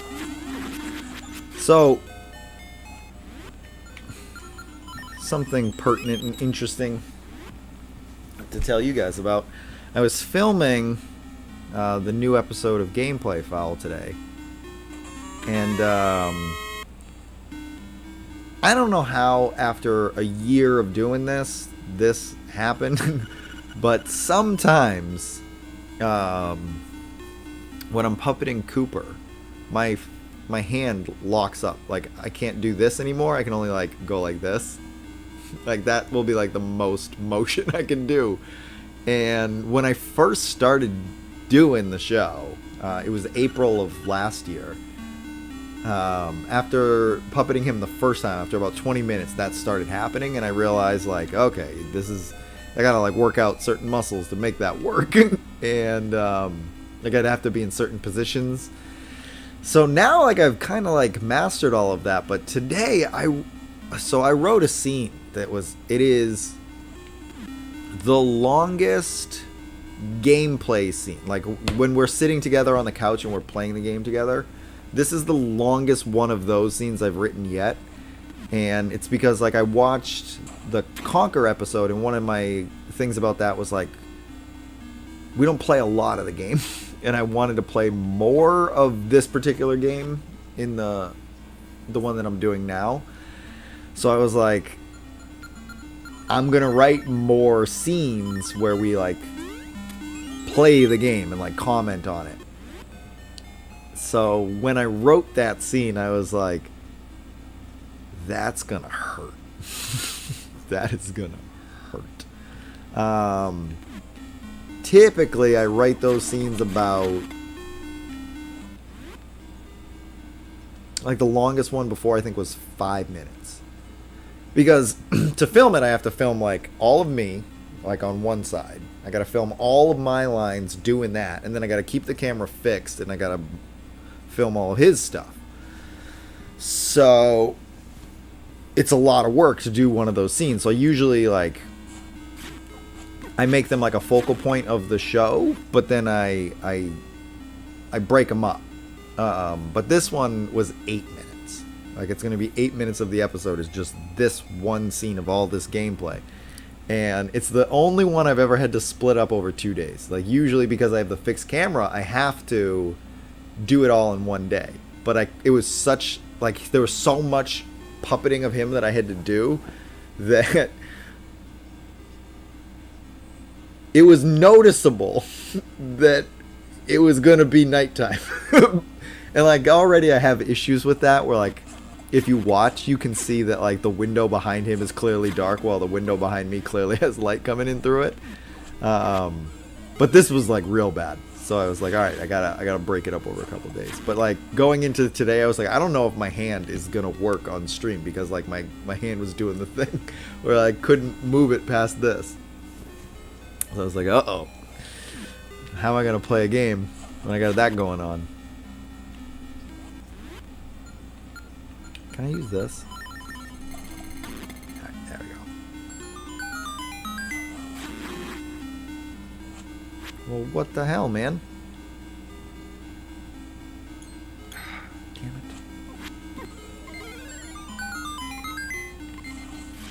Do I have to go down here?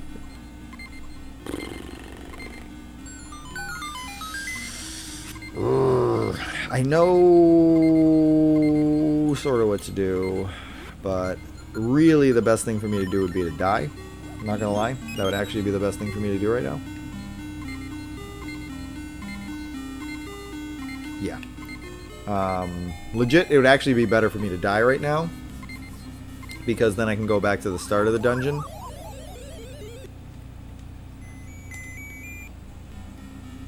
And go this way. Because this is what I was trying to do, was go the other way. But I was like, yeah, I could just die and just go back.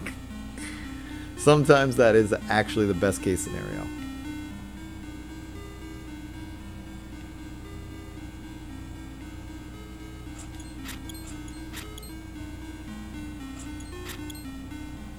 Here we go. What did you say there? Oh, I found it. The game was Mine Escape. It's a short 8-bit point-and-click adventure based on an episode of My Little Pony. Friendship is Magic, called Canterlot Wedding. I love the fact that they used actual like video game music in it. And that's how you got introduced to Link's Awakening. I forgot how complicated this game was. Yeah, it was actually like at the start. I was like, the first couple of dungeons are so easy that I was like, these dungeons are short enough, we can fly through them. And most of these dungeons are relatively short, but like you said, they're so fucking complicated. That's how they like pad this game out, loaded up with like really complicated puzzles. I shouldn't even say that. It's not even necessarily the puzzles. It's just like just navigating through the freaking dungeon.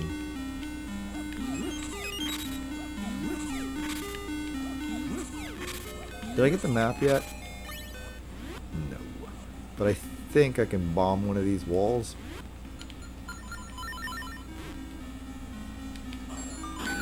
Thought so.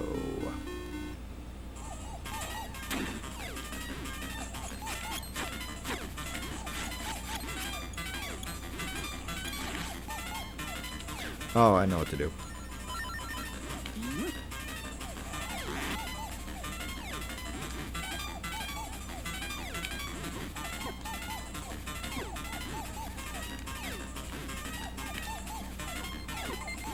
Damn it, knock it off, man. Knock that off. Okay, now I know what to do. I couldn't remember what to do at first. Now that I can remember what to do, it'll be easier. No, no, don't do that.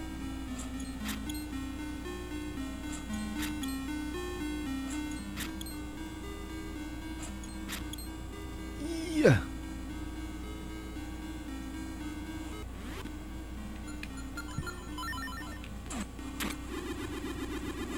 I should not be there. I just remembered doing some of this stuff I do remember from playing it way back in the day. And one of the things I just remembered there is getting pushed out the door because I was standing in the doorway with my shield up. Alright, let's do this.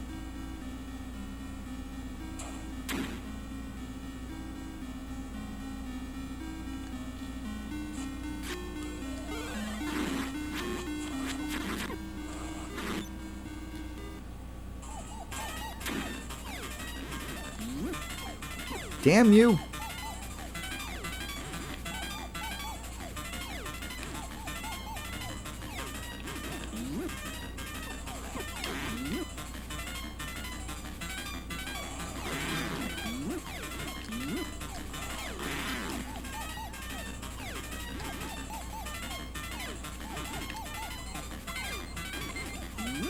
Shit. Uh-oh. I remember this being so much easier than this.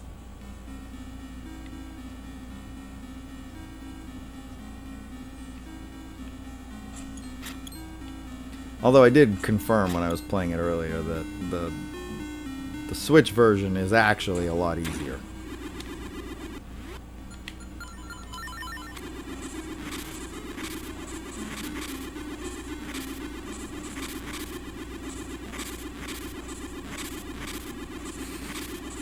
I just realized it went silent because I was like, alright, I gotta strategize this. I should have more hearts going into it. That's part of what's messing me up. Because I really shouldn't be going in with as few hearts as I am.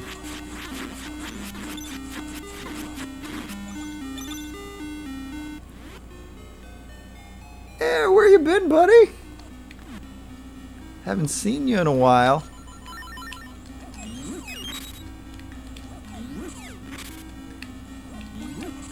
You were one of the ones who talked me into playing the original Game Boy version of this. Speaking of how the Switch version would have made my life so much easier. Yeah, we got the whole. We're streaming with the whole physical hardware setup now. So we've got the Super Game Boy. No, no, no, no. Don't do that. Don't do that. So I figured if we're going to play Game Boy, we're going to do it right. Yeah, oh no. No! Oh, God damn it.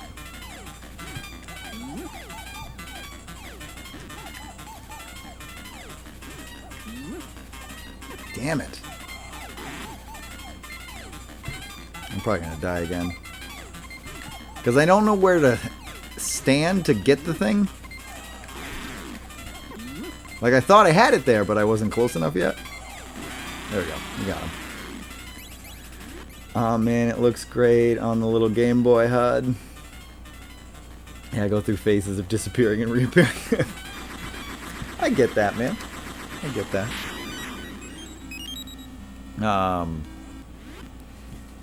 Yeah, I like... So when we play it on Gameplay Fowl, like I wanted that, the like Super Game Boy screen to be on there, so I'm glad we went with this version.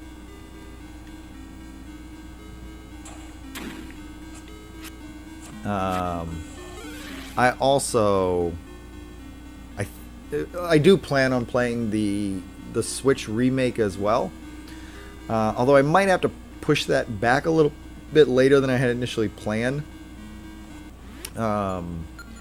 Because this is taking longer than it was supposed to. If we beat it tomorrow, which I anticipate we should be able to, then we might be able to just go right into the Switch version. But like, one of the things I meant to announce tonight, so I'm glad Air, you like sent me down this rabbit hole that reminded me this is another announcement I had. After this, there's only one more game that I actually plan on playing on stream that will be used in Season 2, and that's Harvest Moon. There are other games that are going to be featured in Season 2 of Gameplay Fowl that I'm not going to play on stream anymore because we just don't have time to get to all of them, and I got to film those episodes to get them ready to go. So, Lord of the Rings was already one that I have already like filmed all of that I need. So that one's already out of the question. And then there's another one that we Hexen, which I don't think we're going to be able to do now. I think I'm going to have to swap that out. And yeah, Harvest Moon. The one that I am definitely going to play on stream is Back to Nature. And that's because I really, really, really want to like play it on stream. And it's going to eat up the time that I would need for all of those. Like, I can't, if I'm going to play Harvest Moon, I ain't going to have time for anything else. Because I want to play through the full 3 years of that game. And that's going to take some time. So that one will, like, because of how long that's going to take, that will have to be the only one. And then everything after that will be like games I'm considering for the future. I don't know yet what I'm going to play in Season 3. So after we're done with Harvest Moon, like everything we're going to play from then on is like stuff that I'm considering to use at some point in a future season of Gameplay Fowl. I knew I was going to say Back to Nature. Yeah, it's got to be Back to Nature. So the plan for Gameplay Fowl was always that like the first games I would play are the ones that I have a personal connection with, and the games that are the most meaningful to me. And Harvest Moon Back to Nature is the one that like got me into the series. And I just realized I'm just like going in a loop here. That game, I remember how it all went down. Like, my brother, he's, like, really big into sim games. Like, he plays Planet Coaster, and, like, he's really into, like, that kind of stuff. He's really into, like, SimCity, Roller Coaster Tycoon, all those types of simulation games. And he got Harvest Moon. He got Back to Nature. I want to say it was like 1999 he got it. And he was like, I think you'd like this game. It's like an RPG, but also like a farm sim. And I was like, it sounds stupid. No, I wouldn't like that. But then I watched him play it, and I was like, oh shit, I would like that game. I want to play that. So I waited until like he wasn't playing it, and then I was like, all right, I'm gonna play that game, and I immediately became addicted. It was one of those games from my childhood that any of you who are a gamer will know this feeling. Like when you have a game and you don't want to do anything else in life other than play that game. It became one of those to me. That I was like, this is when I wake up in the morning, I just want to play Harvest Moon. When I get home from school, I just want to go play more Harvest Moon, and I want to do that until I go to bed at night. Like that's all I want my life to be, is just that. And Back to Nature was the one that did that for me. And then I loved a bunch of other Harvest Moons after that, but that was the one that was like the first one that gave me that feeling. So that's why I had to start with that one.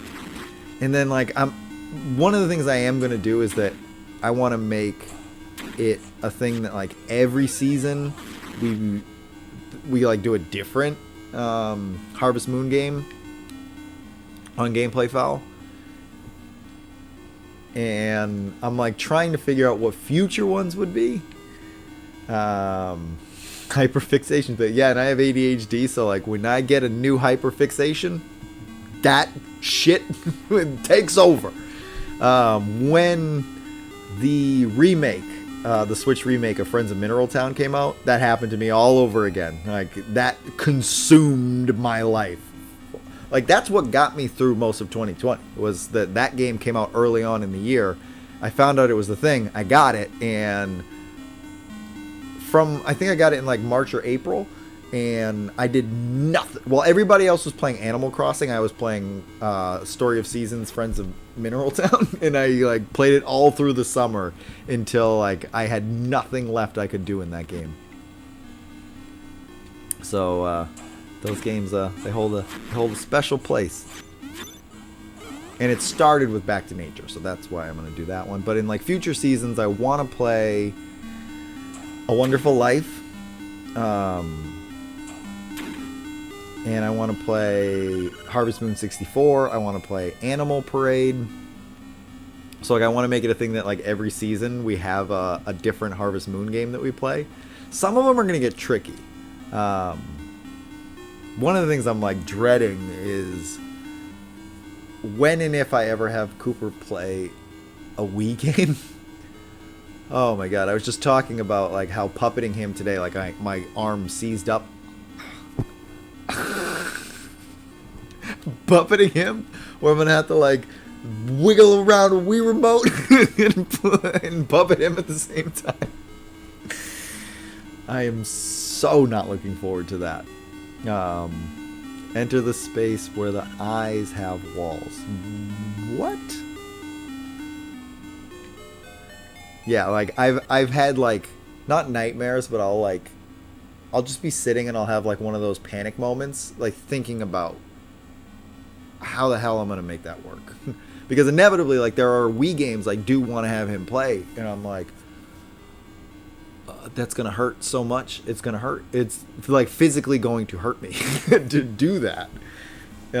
It can be done, but it will cause me physical pain to do it, and that's what I do for you all. Like I put myself through physical pain to make this show work. Like it is not easy doing what I do for this show. It hurts. Like I don't know how to stress this. Like I don't mean like it's a lot of work and it's like tiring. I mean like it physically causes me pain to buffet him sometimes. Like I'm like contorted into positions and I'm like twisting up and doing this stuff and it like physically hurts me. So when I have to do the Wii, it is gonna be so painful. He's gonna have a time getting used to the controls. You could play it into the comedy of the show. Yeah, I plan to. Like how awkward it's gonna be for him, but it's like really just awkward for me trying to make it look like he's doing it. Cooper getting pissed off and throwing the Wiimote. I've thought about doing that, like having him throw it and like having it pierce the TV, because that was a thing back in the day. I've thought about recreating that. It could be worse. You could be using the power glove. Oh man, I didn't even think about that, and I'm like thankful now I don't have one, because I don't know how I would make him do that. But yeah, the Wii is, that one is the one, that and the 3DS I'm dreading, because emulating a 3DS or like capturing a 3DS is not easy. So one of the things I've wanted to do is like have him play like 3DS games, and I'm like, that thing's so fucking heavy. Like if I put it in his hands, he's gonna just fall forward, and like if I'm holding him up, it's just gonna like drop. So that's another one where I'm like, how am I gonna do this? I don't know yet. I don't know how I'm gonna get him to hold it, because like other handhelds are lighter, so like I can make those work, but that one's actually kind of bulky. Like it weighs a lot. Whereas like the Switch does too, but I can have him play that on screen, like not a problem. So there are some that I'm like dreading. And I'm like, I don't know how I'm gonna do that. One thing I've thought about doing is having him, like I wanted to do the 3DS Harvest Moons, and I thought about like, we'll each play a different one. Like I'll play Story of Seasons, and he'll play like Story of Seasons Trio of Towns, and like we'll like the whole episode will be about us like comparing what's happening in each of our like different games, and like how far we're progressing with our stuff, and like make it a competition. But then the other thing that occurred to me is like, I only own one 3DS, and it's like the Legend of Zelda model, so like I could shoot it and just have it be that like it looks like I own two of them. But I was like, am I gonna have to buy another 3DS? Those are expensive now. Yeah, that's not a good idea, especially when the screens break easily, and the screen repairs cost as much as the console. Yeah, I know. That's what I mean. Like, I don't want to do all that.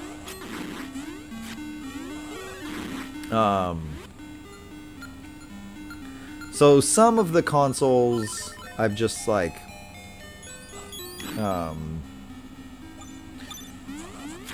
I've put on the back burner until I can find the best ways to do it. So like the Wii and the 3DS are like two of the big ones for that. What the balls?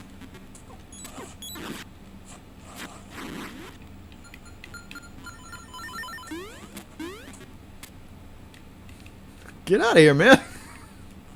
Stop it. Give me that heart. No. Mario, what's happening?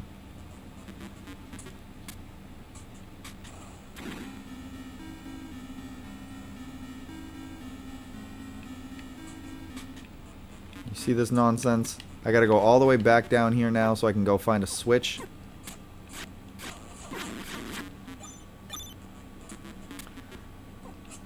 And there are actually a couple of Wii games that I like really want to have on the show. Wait, the 3DS is expensive now? Yeah, man, the 3DS is expensive now too. Ever since they discontinued it.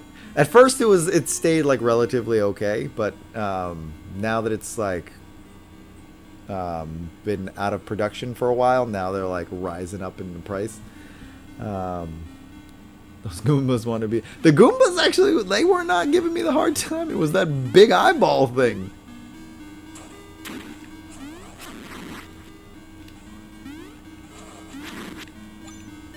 How... I see what to do.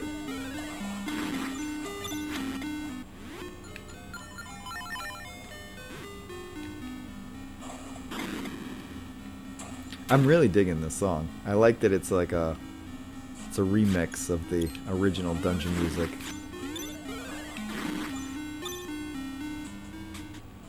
I hate this. Don't touch me.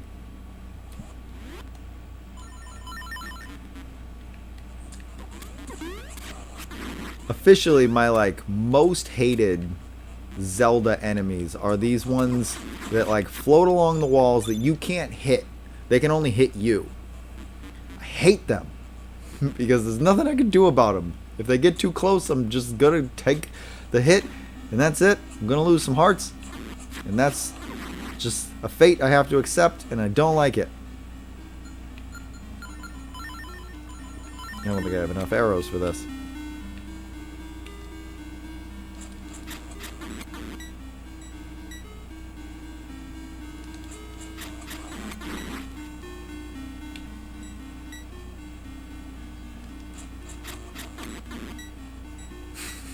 He was like, fuck you, I'm getting one last hit in.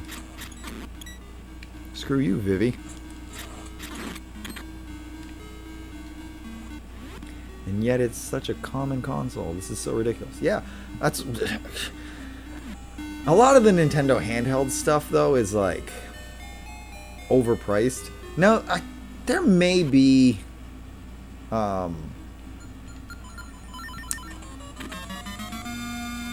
Hello. You've got a more powerful bracelet. Now you can almost lift a whale. I think there may be like certain models of the 3DS that aren't as bad. Like the new 3DS XLs, most of those are like ridiculously expensive. But I think I could probably get like a 2DS or like one of like the older model 3DSs that are probably not as bad. But the new 3DS XL, like, there were just, like, that was just a bunch of variants. I don't know if there was, like, a standard, like, version of that console. Like, every one I've ever seen is some type of a variant. Like, even the one I have is the Legend of Zelda one, the gold one with the Triforce. Like, that itself is a variant. Like, the only ones I've seen are, like, the Yoshi ones, the, like, Super Nintendo one, the Pokemon one, the like Monster Hunter ones. Like I've only ever seen, or the Samus one. Like I've only ever seen variants. I don't even know if it has like a standard like solid colored version. If it does, maybe that one is affordable.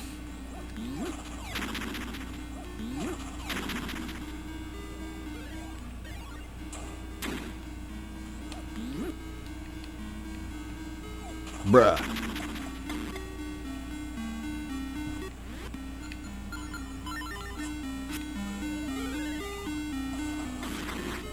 Wait, do I have to throw it at that?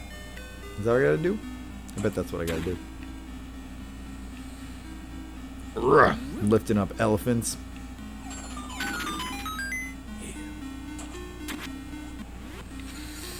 But yeah, so that's what I was saying earlier, is that like sometimes like even the common stuff that's not hard to find, like Pokemon, is ridiculously expensive. It doesn't make any damn sense. Other than the fact that there are people who buy it just to collect it.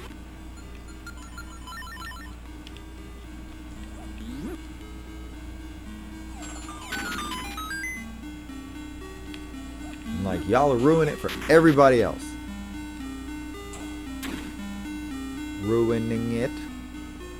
Right? Ruining it. I feel like my mouth's not saying the words right.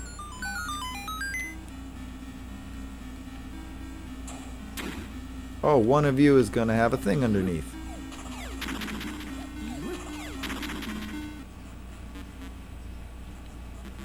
Alright, I don't like you guys, but you're not as bad as the other one.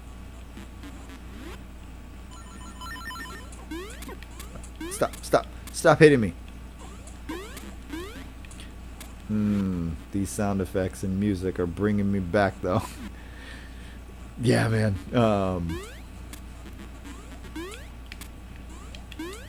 This is one of those games that like really is responsible for me becoming a gamer. This is what like the first couple of seasons of Gameplay Fowl were supposed to be all about, was like introducing Cooper to like the games that are the most important to me, and like this game is one of the ones that like really turned me into a gamer.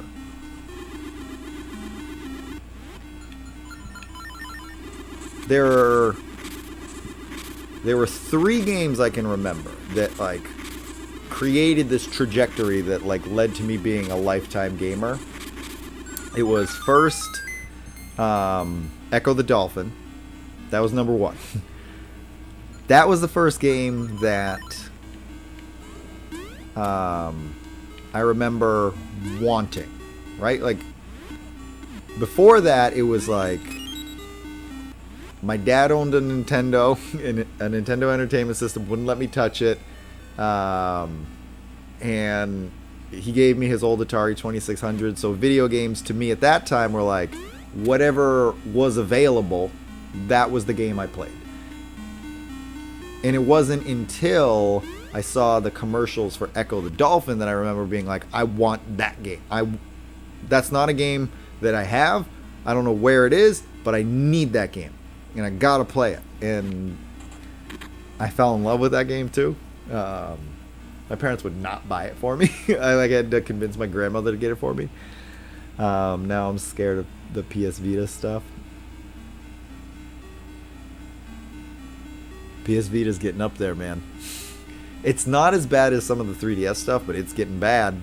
The games are still relatively okay priced because the Vita store is still open, so you can still get most of the games on that. But it's coming. But so then after Echo the Dolphin, right? So I got obsessed with that whole thing, and then after that,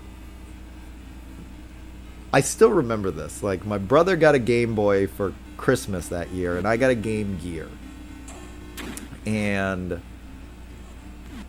I got Sonic and Earthworm Jim, and he got this. And I was like, it's Zelda. I love Zelda. Because Zelda was one of those games that my dad had. And I was like, yo, I wanna play that. But then I saw my brother playing this one. And he was like really young. He had no idea what he was doing. So I picked it up and started playing it and like got what the game was. So this is one of the first games that like taught me that like, oh, video games can have stories and they can be like books and tell you a story, and I love that. I want that. So this was another game that I got like obsessed over. So like you're saying here, like when I hear this, it like takes me back to that, and I'm like, oh man. And I remember like having that little Game Boy and like obsessing over it, like killing the batteries and like going around the house taking all the batteries out of all the remotes and to like put it into the Game Boy so I can keep playing it. And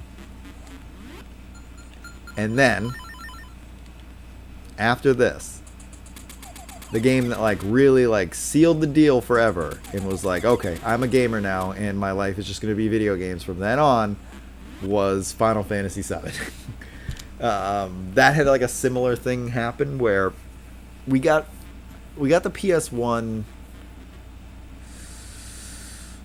I want to say like 1997, 98, whenever the hell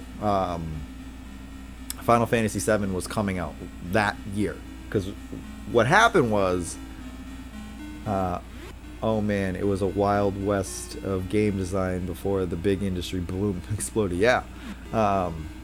So so what happened was we got a PS1, and the first one we got, it came with like these demo discs, and it had like Tomb Raider on it and Crash Bandicoot and Siphon Filter, and like that was all cool and all. But something happened. We found out later what the issue was, but our first PlayStation 1 just like stopped working. and it was really weird. So we brought it back. It was like right after it had just stopped working. So we brought it back, and it stopped working. The next one stopped working too. And what ended up happening though is, so we did this about 3 times. Like we kept bringing the PlayStation back, and it kept not working, and we kept getting it replaced. But every time we would get a different PlayStation with a different one of those demo discs. So I ended up getting like a bunch of different demo discs of a bunch of different original PlayStation games. One of those demo discs was the Squaresoft demo that came with, had a demo for Final Fantasy VII, Brave Fencer Musashi, Bushido Blade, and a video like trailer for Final Fantasy Tactics.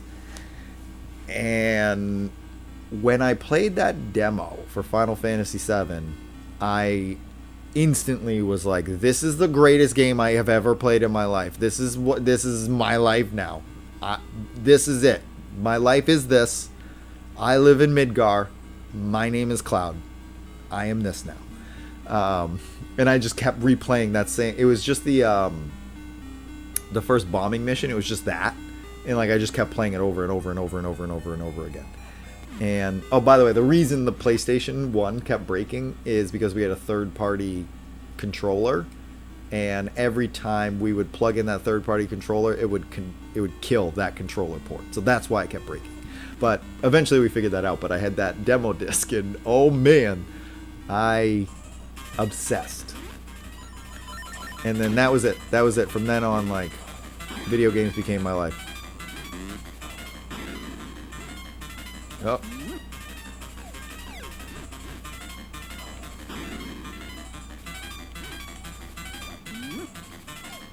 Damn it, man. Did you look this way? Oh, I need that fairy. Come here. Come here, fairy.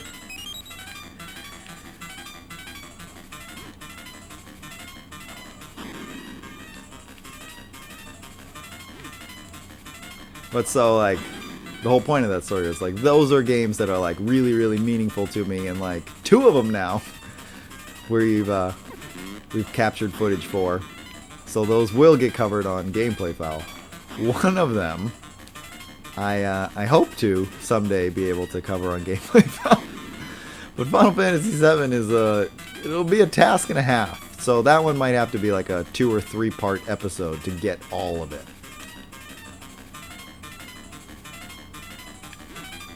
And also, my plan with that one is that if I'm going to do it, I'm going to do all of it. So, like, oh man, such a moment. Thank you for sharing. Yeah, I like sharing those old game stories that, like, got me into this stuff.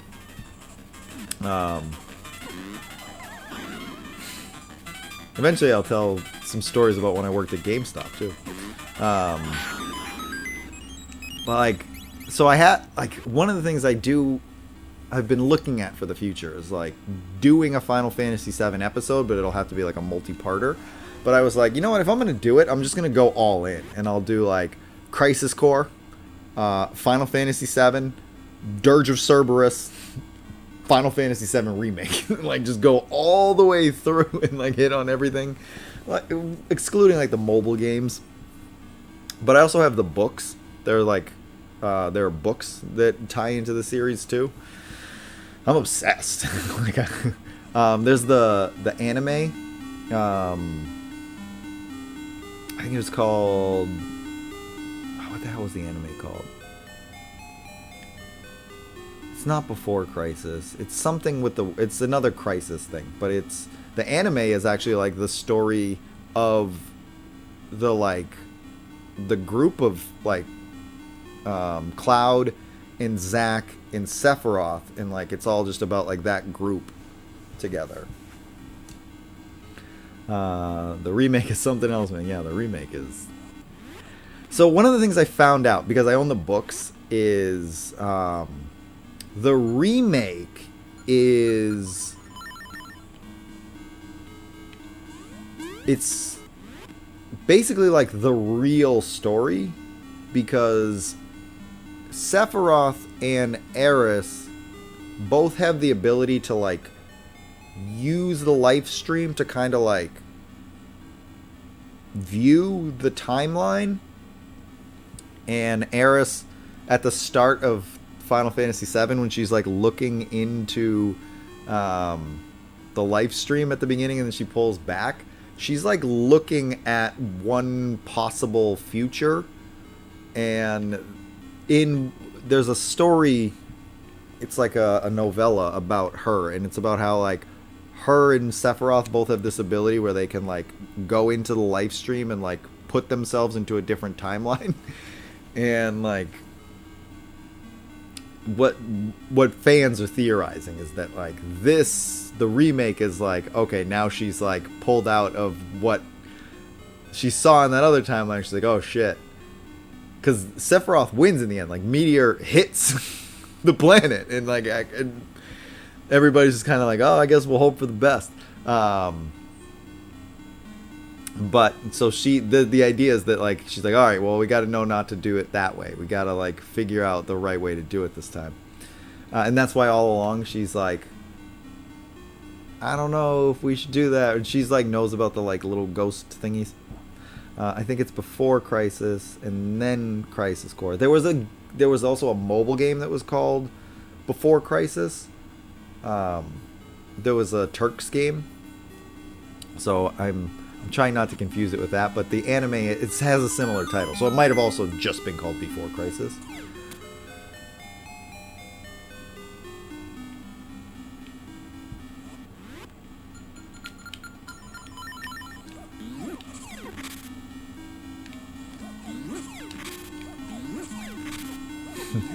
But in terms of the remakes, like, I don't know if it's a good idea, because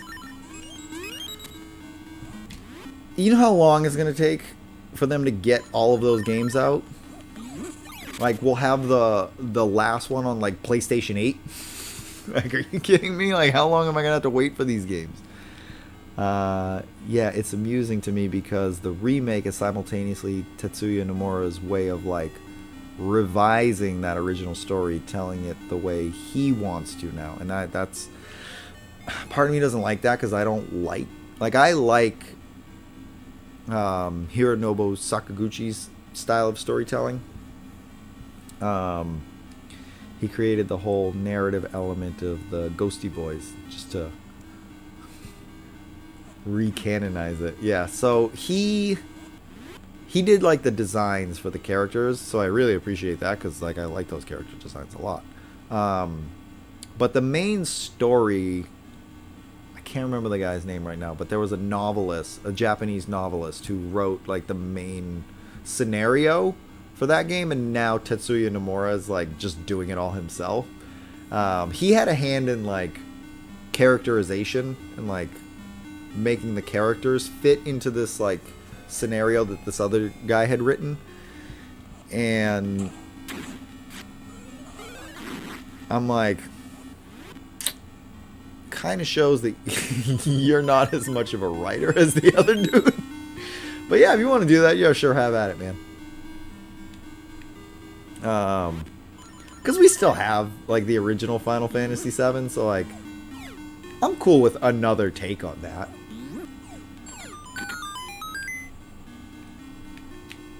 Come on, I gotta do this right. I have exactly one arrow.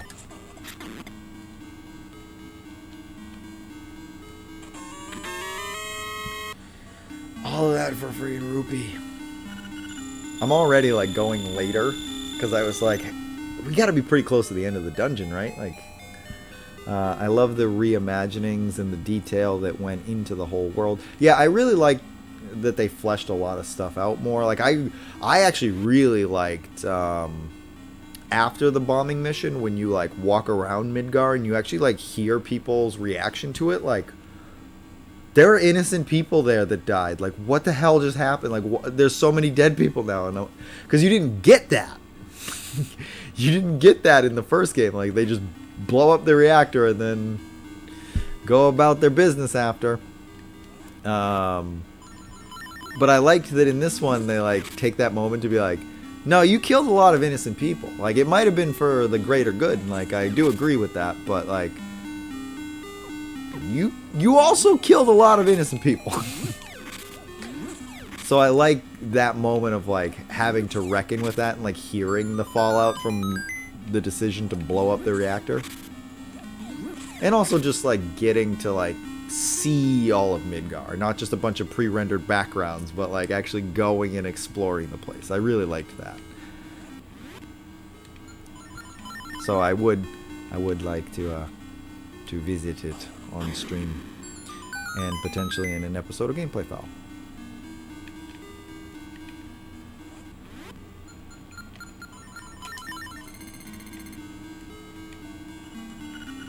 Damn it. One of the things I said in 2020 that was somewhat controversial at the time, but like now, like it's not. That 2020 time period, we actually got a lot of really fucking great games. Some of them were like really good remakes too, because like the remake to this came out in like late 2019. Then we got that remake to Friends of Mineral Town. We got the back-to-back Resident Evil remakes. Like, I really liked the Resident Evil 3 remake. I know a lot of other people don't like that one, but that was really good. Last of Us 2 came out. Final Fantasy 7 remake came out. Ghost of Tsushima came out.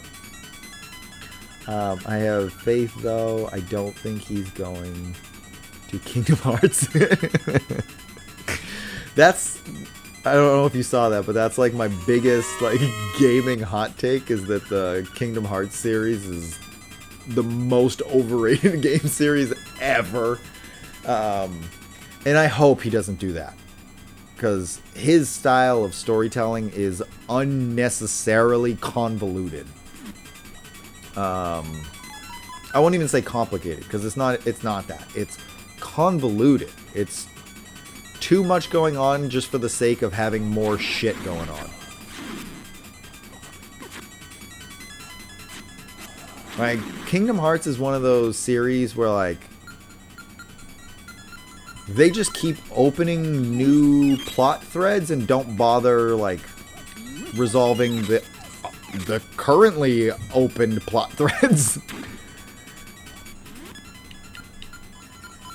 So it's very easy with Kingdom Hearts to just, like, have no idea what's going on.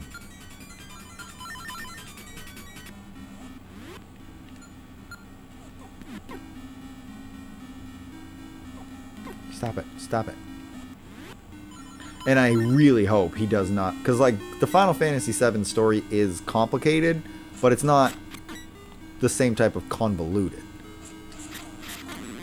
Like, you can follow that story. It's just, like... It's got a lot of layers to it. Whereas, like, Kingdom Hearts is, like...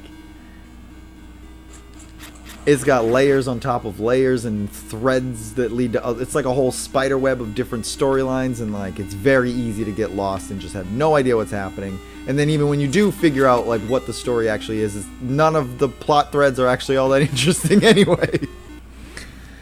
Oh, it's absolute garbage, but it's our absolute garbage, and we love to hate loving it as long as... he lets those fate ghosts out of the rest of the game. I think he'll be fine. Yeah, because those things feel very much like Heartless. Like, I know they're not the same because, like, you don't even fight them. They're just like, I guess you do, but it's not the same. But it's like, it feels like that kind. Like he needed a Heartless or Nobody's type of thing. Like his story, like he just needs that. And like, no, this story doesn't need that, dude. It worked fine without that before. You don't need that now. How am I gonna kill these friggin' things without...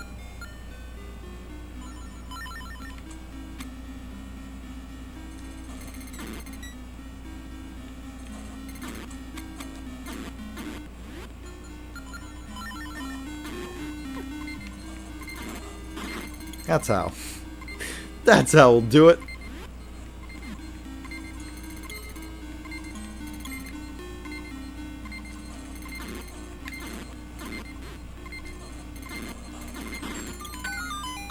did it. I didn't know how else to get him, so that's how we got him. Alright, we're gonna go left. Yeah, I read this really good article that suggested the entities were representative of, like, the old canon trying to remain... The old canon, yeah! And us as players having to literally let it go in fight, and that was good enough for... Yeah, I mean, that is basically what it is that... because Eris has that ability to, like, manipulate the timeline because she's able to use the live stream to, like, see alternate timelines, she sees what happens in the other game and she's like, nope, that doesn't work out for us, plus I die.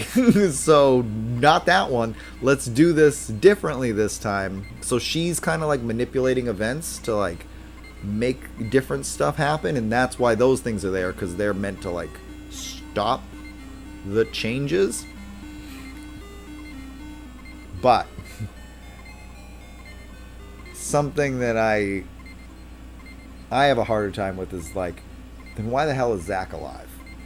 Because that happened before, and unless, like, she went back to Crisis Core too and also, like, manipulated that stuff. Aerith. I say both. If you listen, I'll switch between both.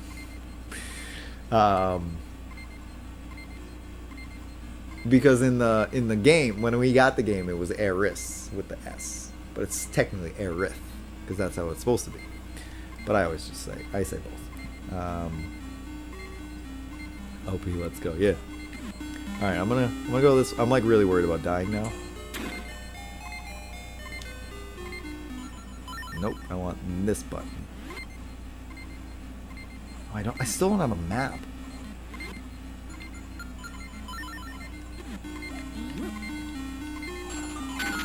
Let's go this way instead.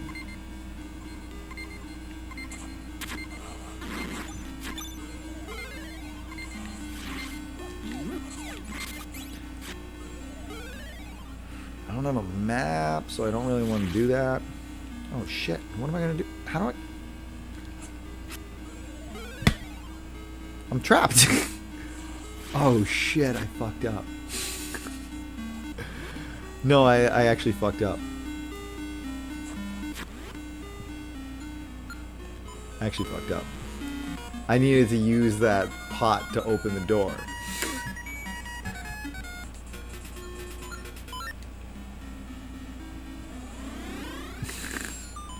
I legit messed up there.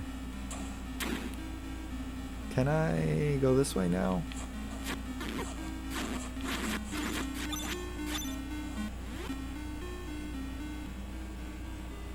On cam, rest in peace. Yeah, I legit messed up. There was probably another way.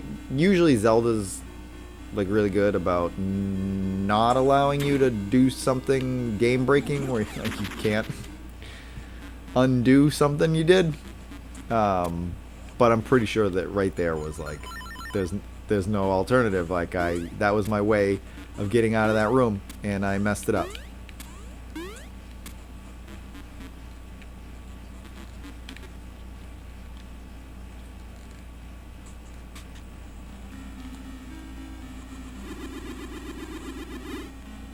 Okay, I did that.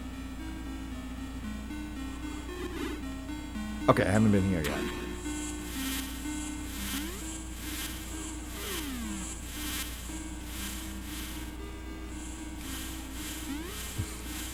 I think I just have to kill all of these things.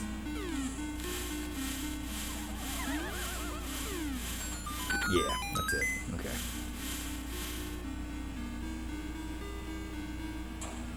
Huh. Oh, god damn it. Damn you, Vivi! I don't even think I have arrows, so I have to do it the...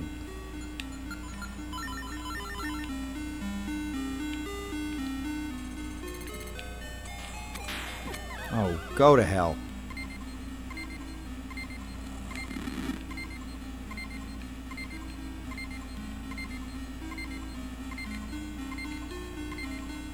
How can I... I'm like trying to think of how I would do this without getting hit, and I don't think there's a way.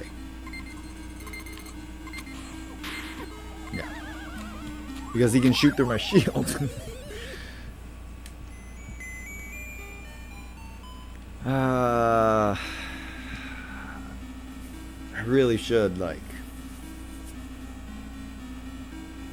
Alright. I'll give this one more go.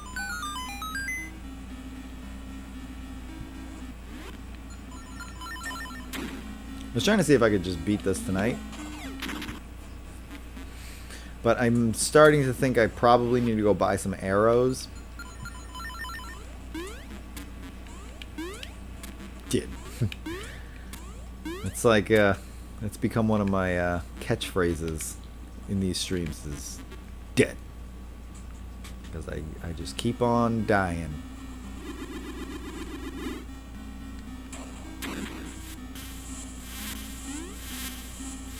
I think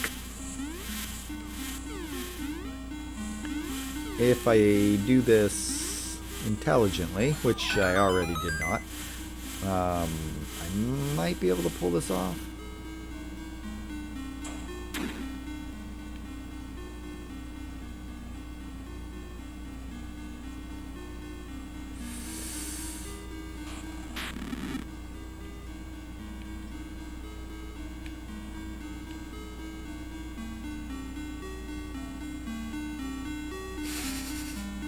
Oh, you know what I could try to do?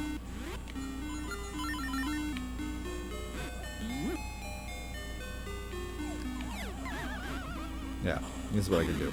Okay.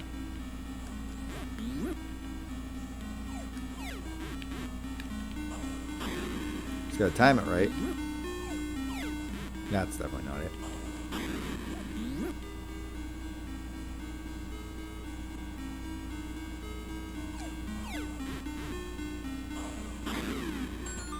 Did it. It's all about timing.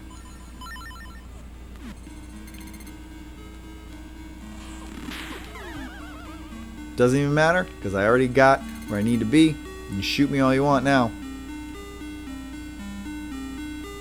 I didn't get that nightmare key, did I? So it was all for naught.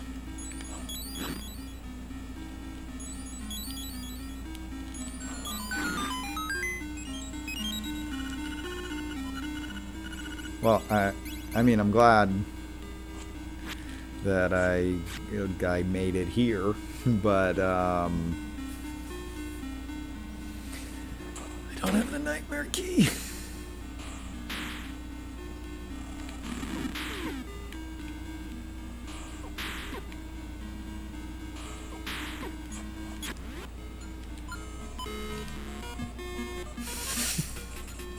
It's like, it'd be faster if I just did this.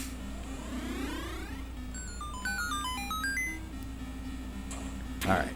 I really want to try and beat this dungeon tonight. So let's see if we can find that stupid nightmare key.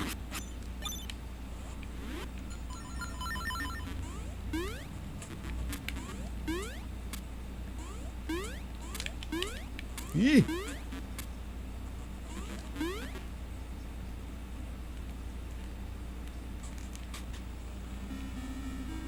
It's probably up here someplace. Look at it, even that thing's like, you're just gonna want to use those bombs. Yep. Alright, let's look at the map. I never got a map. It's part of the problem. I only have the compass.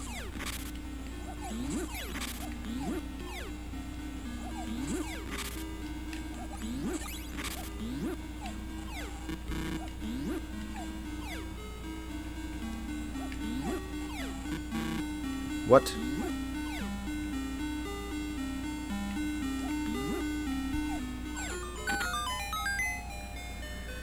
Okay.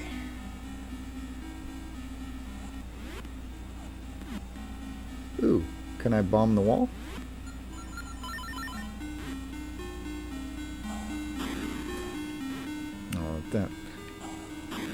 They wouldn't. Couldn't bomb a wall right there. That wouldn't make sense. I've been here.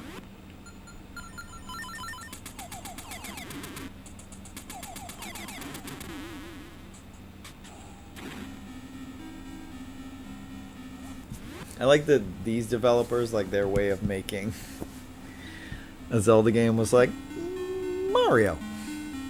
We'll just add in a bunch of Mario stuff.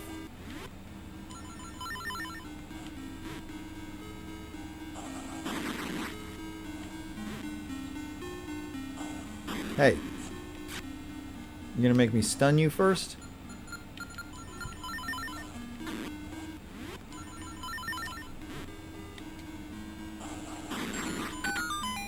Alright. Try going up.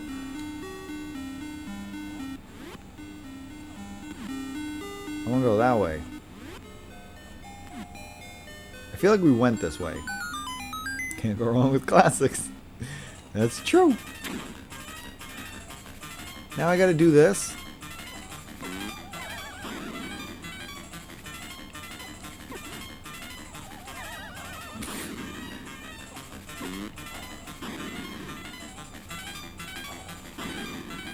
This game's take on Dodongos also feel very Mario-esque. Can I just skip this?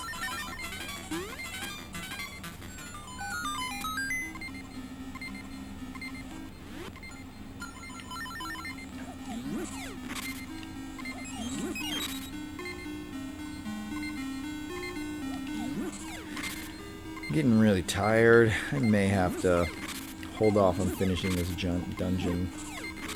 Little chompy boys. Yeah, they look like chain chomps. Sort of. A little bit.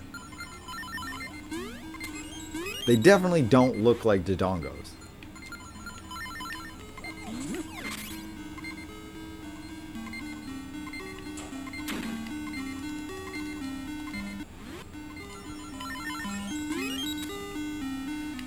Now I am getting kind of tired though, so I'm feeling like I may have to finish this dungeon in tomorrow's stream.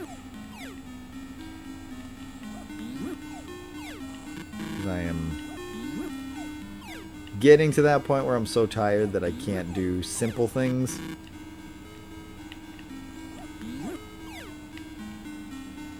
And filming today, like, killed me.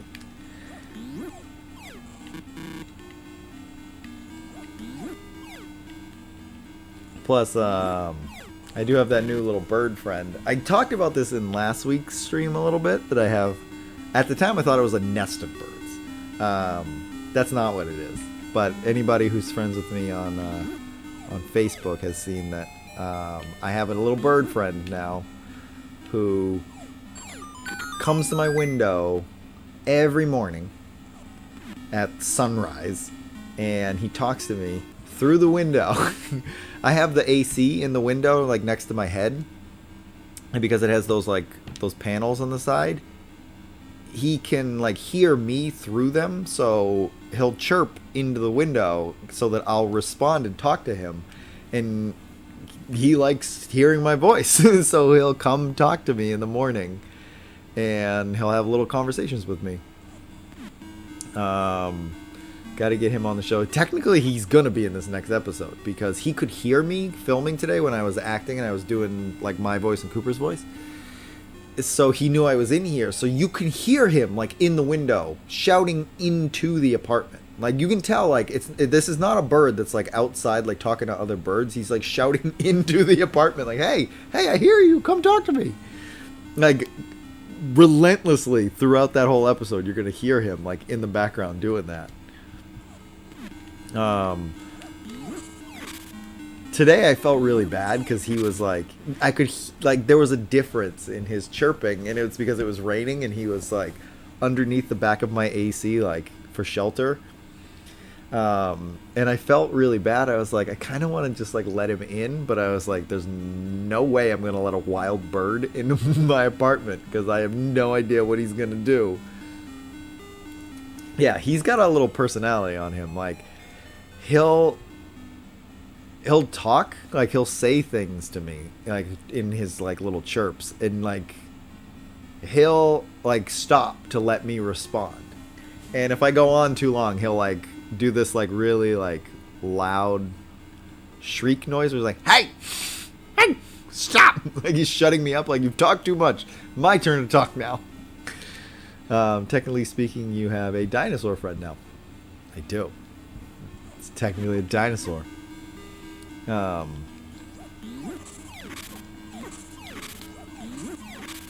he makes little chirpy noises at me in the morning, and it like I love it and hate it at the same time because it's adorable, but also it's at sunrise. So, oh my god. I have not gotten a full night's sleep since this bird decided we were going to be friends.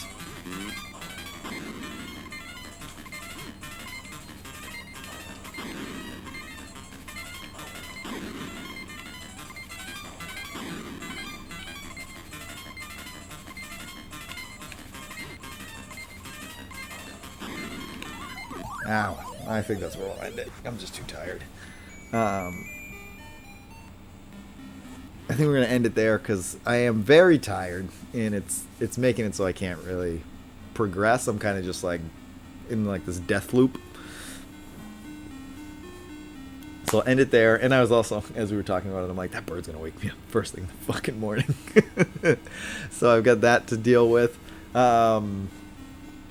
This morning he wasn't as bad because he was like legit, like I could hear in his voice that he was different this morning because of the rain. Like he wasn't out like doing his stuff. One of the funny things he does is sometimes like when he's talking to me, like he'll turn back and he'll look at me, and then he'll fly over to there's like a little telephone pole right outside the window. He'll fly down to that, and then he'll look back up at me like he wants me to follow him. Like he's like, "Hey, aren't we gonna fly together? You gotta come fly with me." And I'm like, "I can't do that, buddy." So he'll just like fly back up. Like he'll fly down to his little telephone pole, look up, see that I'm not doing it, and he'll be like, fly back up, and he'll just start talking to me again. Good games. Yeah, but so I gotta get some sleep. We'll continue with this tomorrow. I think we'll probably come fly. I think we can beat it tomorrow.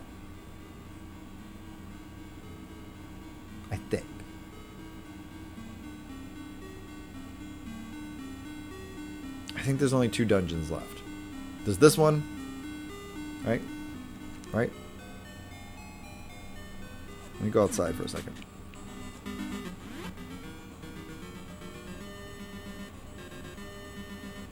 There's 2. I don't know what that 8th instrument is. It's potentially 3 dungeons. I know there's the windfish egg is like its own like mini dungeon. The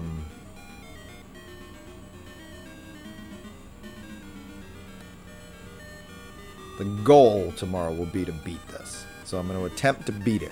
This dungeon we're almost done. And then there's 1, maybe 2 more. I know there's the one on the mountain, like there's the towers. And that's where Kirby is, by the way. You got to knock down the pillars. And I can't remember if there's another one other than like the windfish's egg. But obviously there's 3 more instruments I got to collect, so I got to figure that out. But anyway, that's where we're going to end it for tonight. Very, very tired. So I would like to get some sleep, and that bird's going to wake me up in the morning. So we'll end it there, and I will catch you guys in the next one. Thank you all for coming out. This was super fun, and I will see you hopefully all tomorrow night in the next stream. By the way, the Gameplay Fowl merch store is up and running now.